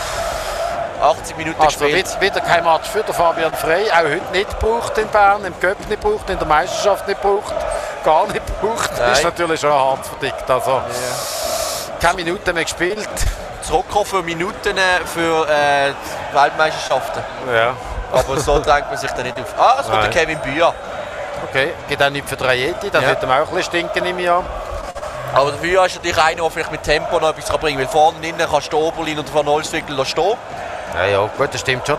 Nochmal eine mit reinstellen bringt es wahrscheinlich nicht. Und Trajeti ist weniger der Kopfballspieler als der Van Wolfswinkel, dann ist es auch okay. Also, kann man so machen. Sie haben viel Qualität auf der Bank, gell? Wenn du einen Elionussi hast, einen Riveros, einen Bühr, einen Campo, einen Najeti, in Topform, in Topform. Ja, natürlich, aber von den Namen her natürlich sehr viel Breite, aber keiner, der im Moment doch den Unterschied ausmachen kann, der reinkommt und das Spiel nochmal irgendwie in eine andere Richtung reißt. Und die auf dem Feld waren, die haben das auch nicht fertig gebracht. Die sind auf jeder Position der Young Boys unterlegen gewesen. Definitiv. Jetzt der Ball bei der FCB-Verteidigung, beim Marek Suchi mit seinem unglücklichen Eigengoal, mit dem Kopfball, den er will klären und in die eigenen Maschen gesetzt hat.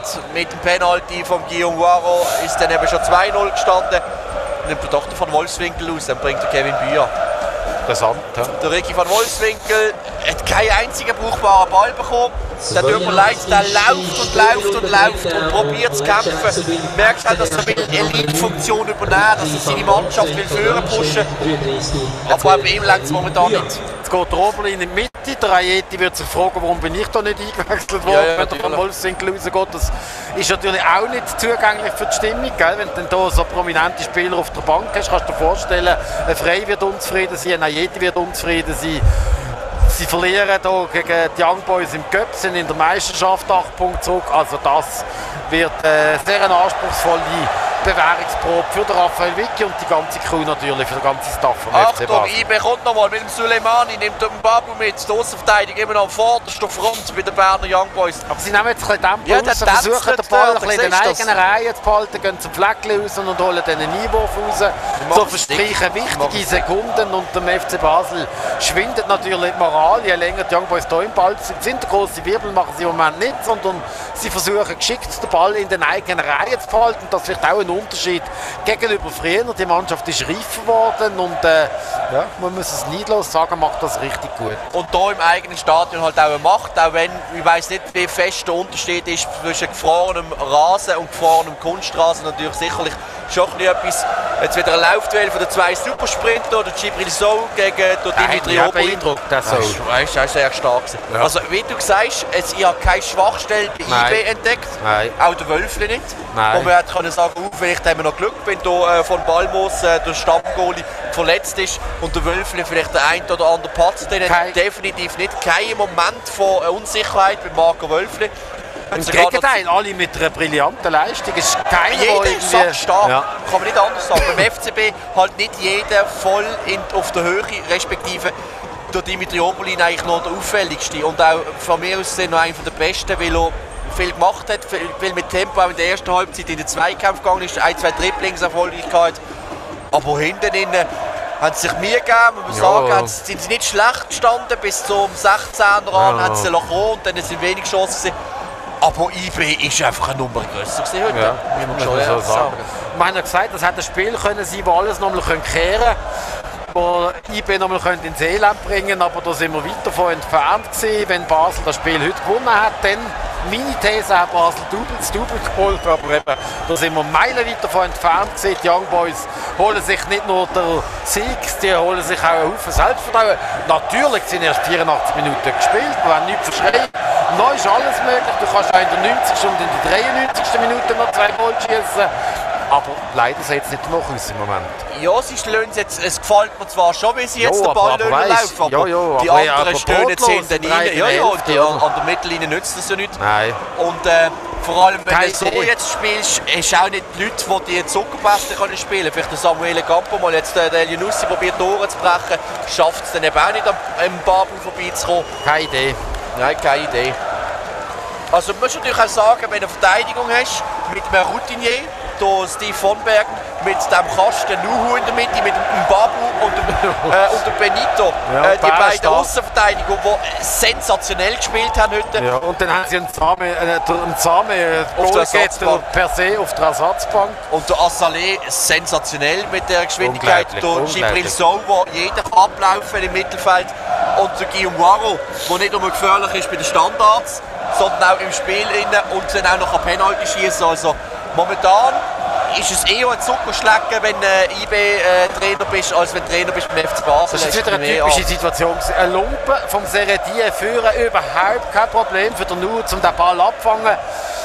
Müsstest doch mal mit Tempo, mit einem Doppelpass vielleicht flach durch die Mitte und nicht einfach einen hohen Lumpen führen spielen, wo der andere überhaupt nicht kann damit anfangen. Also das ist ein bisschen symptomatisch gesehen, jetzt der Ball vom Seredier irgendwie einfach mal führen gespielt, in der Hoffnung, dass er irgendeinen hat. Aber das ist ein wenig Konzept auch, weißt du? Also, ja. Und defensiv stellt das, glaube ich, schon noch gut auf, der Raphael Vicky, aber gegen Führen ist es oft so, das Verlor auf der Ando. Also wir hoffen, der Ando macht dann irgendetwas Schlaues. Vielleicht jetzt der Ballverlust von IB, mal ein bisschen Platz für den FC Basel, aber auch da schlecht gespielt vom Elianussi auf die Kevin Führer. Ja, ich meine, gegen Benfica Lissabon haben wir ja einen super FC Basel gesehen, der auch offensiv ideenreich war und da mit Überzeugung gespielt hat, aber seit der Winterpause ist irgendwie ein totaler Bruch drin. Man kann jetzt auch rätseln, warum das so ist. Hat das etwas mit den neuen Spieler zu tun, kann ich mir nicht vorstellen. Mit Abgang vielleicht? Hat es mit dem Trainingslager etwas zu tun? Oder mit was hat es zu tun? Ich weiß es nicht. Ich weiß auch, dass ich keine Beine mehr von das andere kriege. Akanji fehlt natürlich schon, Renata Steffen fehlt auch. Ich muss auch ehrlich sein, weil die beiden sind natürlich schon oben gewesen, vom Level her, also für ihrem Können. Und wenn die natürlich aus der Mannschaft gerissen werden, die Lücke können zu füllen. Ich meine, wir haben den Leo Lacroix geholt, ein bisschen aus Verzweiflung fast schon. Weil man merkt hat, von den ganz eigenen sind nicht alle so parat, dort die Lücke wieder zu füllen. Von Akanji, dann ist von Balanta jetzt verletzt. Ja, es ist natürlich schon nicht so einfach. Und jetzt geht er an den Wechsel, Suleimani geht raus. Gavalo kommt rein bei den Berner Young Boys. Auch nochmal so einen schnellen Jakob. Also das ist schon wahnsinnig. Die haben ein Tempo, auch also eine Grundgeschwindigkeit. Unglaublich. Bei den Computerspielen wird ja das immer so angezeigt, weißt du, das Tempo und die Technik der Spieler. Ich glaube, vom Tempo her sind alle höher einzustufen als beim FC Basel. Im Moment sind wir uns ganz sicher. Ja. Jetzt der Ball von Marek Such.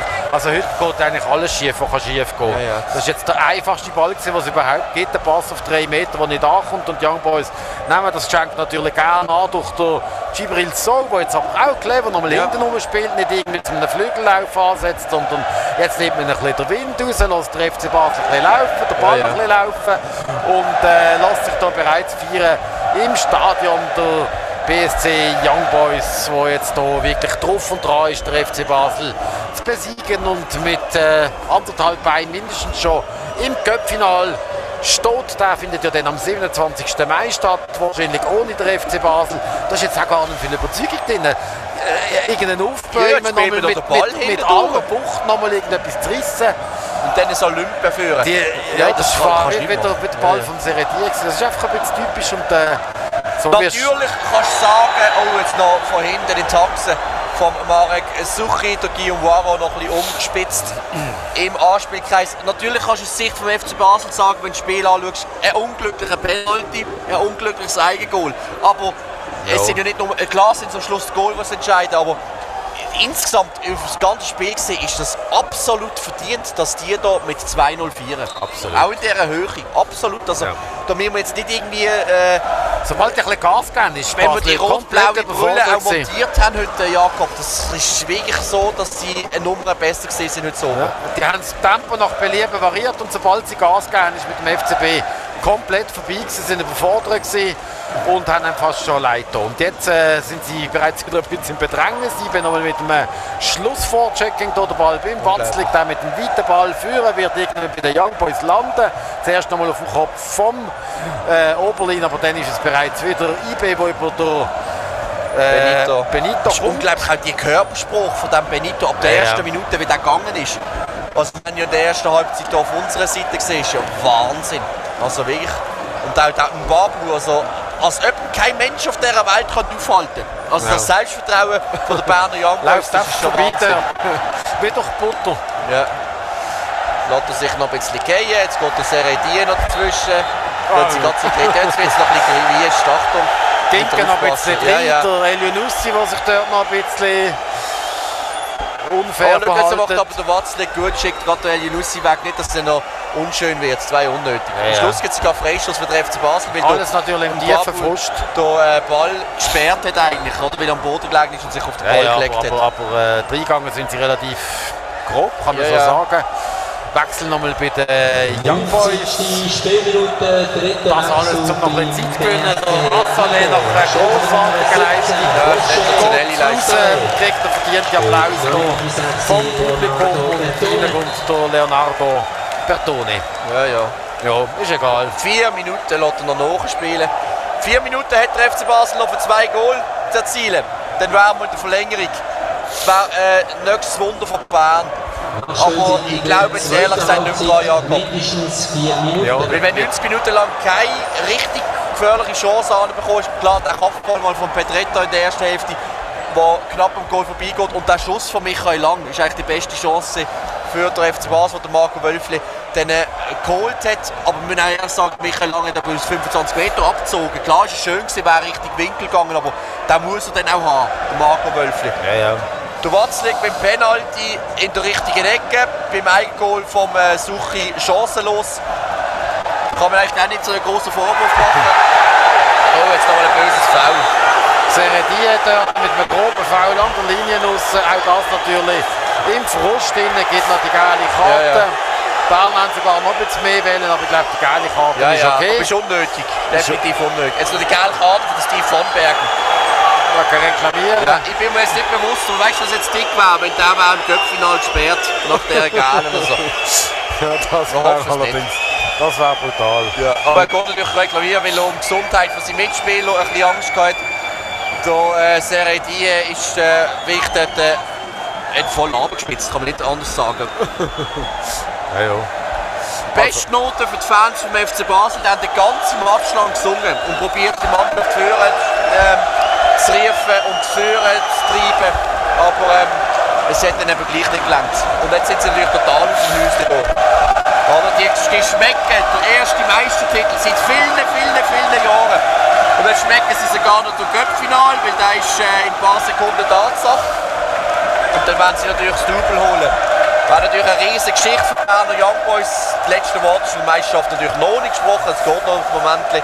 Aber in dieser Verfassung, da muss dann schon einiges passieren, dass da sich IB die 8 Verlustpunkte Vorsprung, weil der FCB muss ja noch gewinnen. Nach dem heutigen oben schlicht und einfach nicht vorstellen. Nein, dass die sich noch die Butter vom Brot lassen. Ja, aber gut, das kann. Im Fußball ist immer alles mit möglich. Mit diesen 3-Punkte-Regel geht es ja ganz die Leistung wirklich.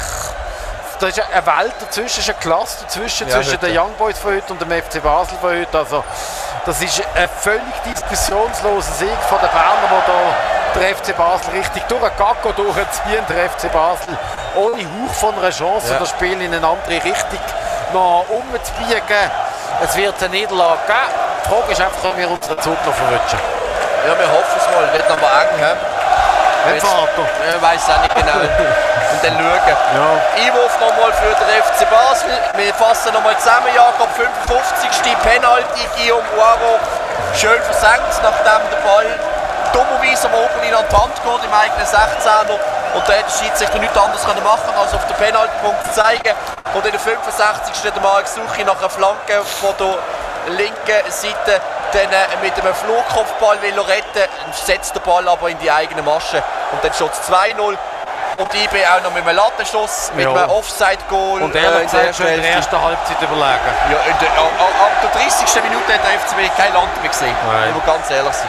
Ja. Nach dem 2-0 Tempo rausgenommen und jetzt nochmal für Schluss Furioso, wo der Seredi der andere umspitzt, nochmal ein bisschen mit Motivation gegen Führen. Und dann Mbabu macht sie fast noch lächerlich. Er lässt etwa 3 Stück stehen, dann ist Sibrizol nochmal im 16er schießt. Und der Watzlik kann sich noch einmal auszeichnen. Tatsächlich nochmal vorgeführt. Ja, und das ist gesehen. Ja. Gratulation an Berner Young Boys. Kann man so sagen, im Cup-Halbfinal. Der FC Basel kann sich auf die Meisterschaft konzentrieren. Zuerst noch Champions League, Rückspiel in Manchester. Und dann muss noch viel passieren, weil wir die noch abfangen. Weil die sind sehr, sehr bereit. Das war das gesehen von Basel.ch. Start der Swiss. Cup-Final ohne Basel-Beteiligung. Man hat sich heute ein bisschen vorzeigen, wie stark IB ist. Und sie sind momentan sehr stark. Symptomatisch der FC Basel liegt am Boden, nicht nur übertragenen Sinn, sondern tatsächlich. Die Ersatzspieler können aufmuntern. Die Young Boys gewinnen gegen den FC Basel, hochverdient. Der FCB verliert und das ist absolut berechtigt aufgrund von der Leistungen. Sackstarkes IB haben wir hier gesehen. Macht uns ein bisschen Sorgen für den Schlussspruch von dieser Meisterschaft, aber wir können es nicht ändern. Gratulieren den Young Boys zu dem Sieg und sagen gute Nacht miteinander. Chapeau an die Hütter und seine Mannschaft. Kopf hoch, Raphael Vicky und sein Team. Es geht weiter. Jetzt muss man aufstehen und 10 zeigen. Das war das Barfi.ch. Bis zum nächsten Mal. Alle zusammen.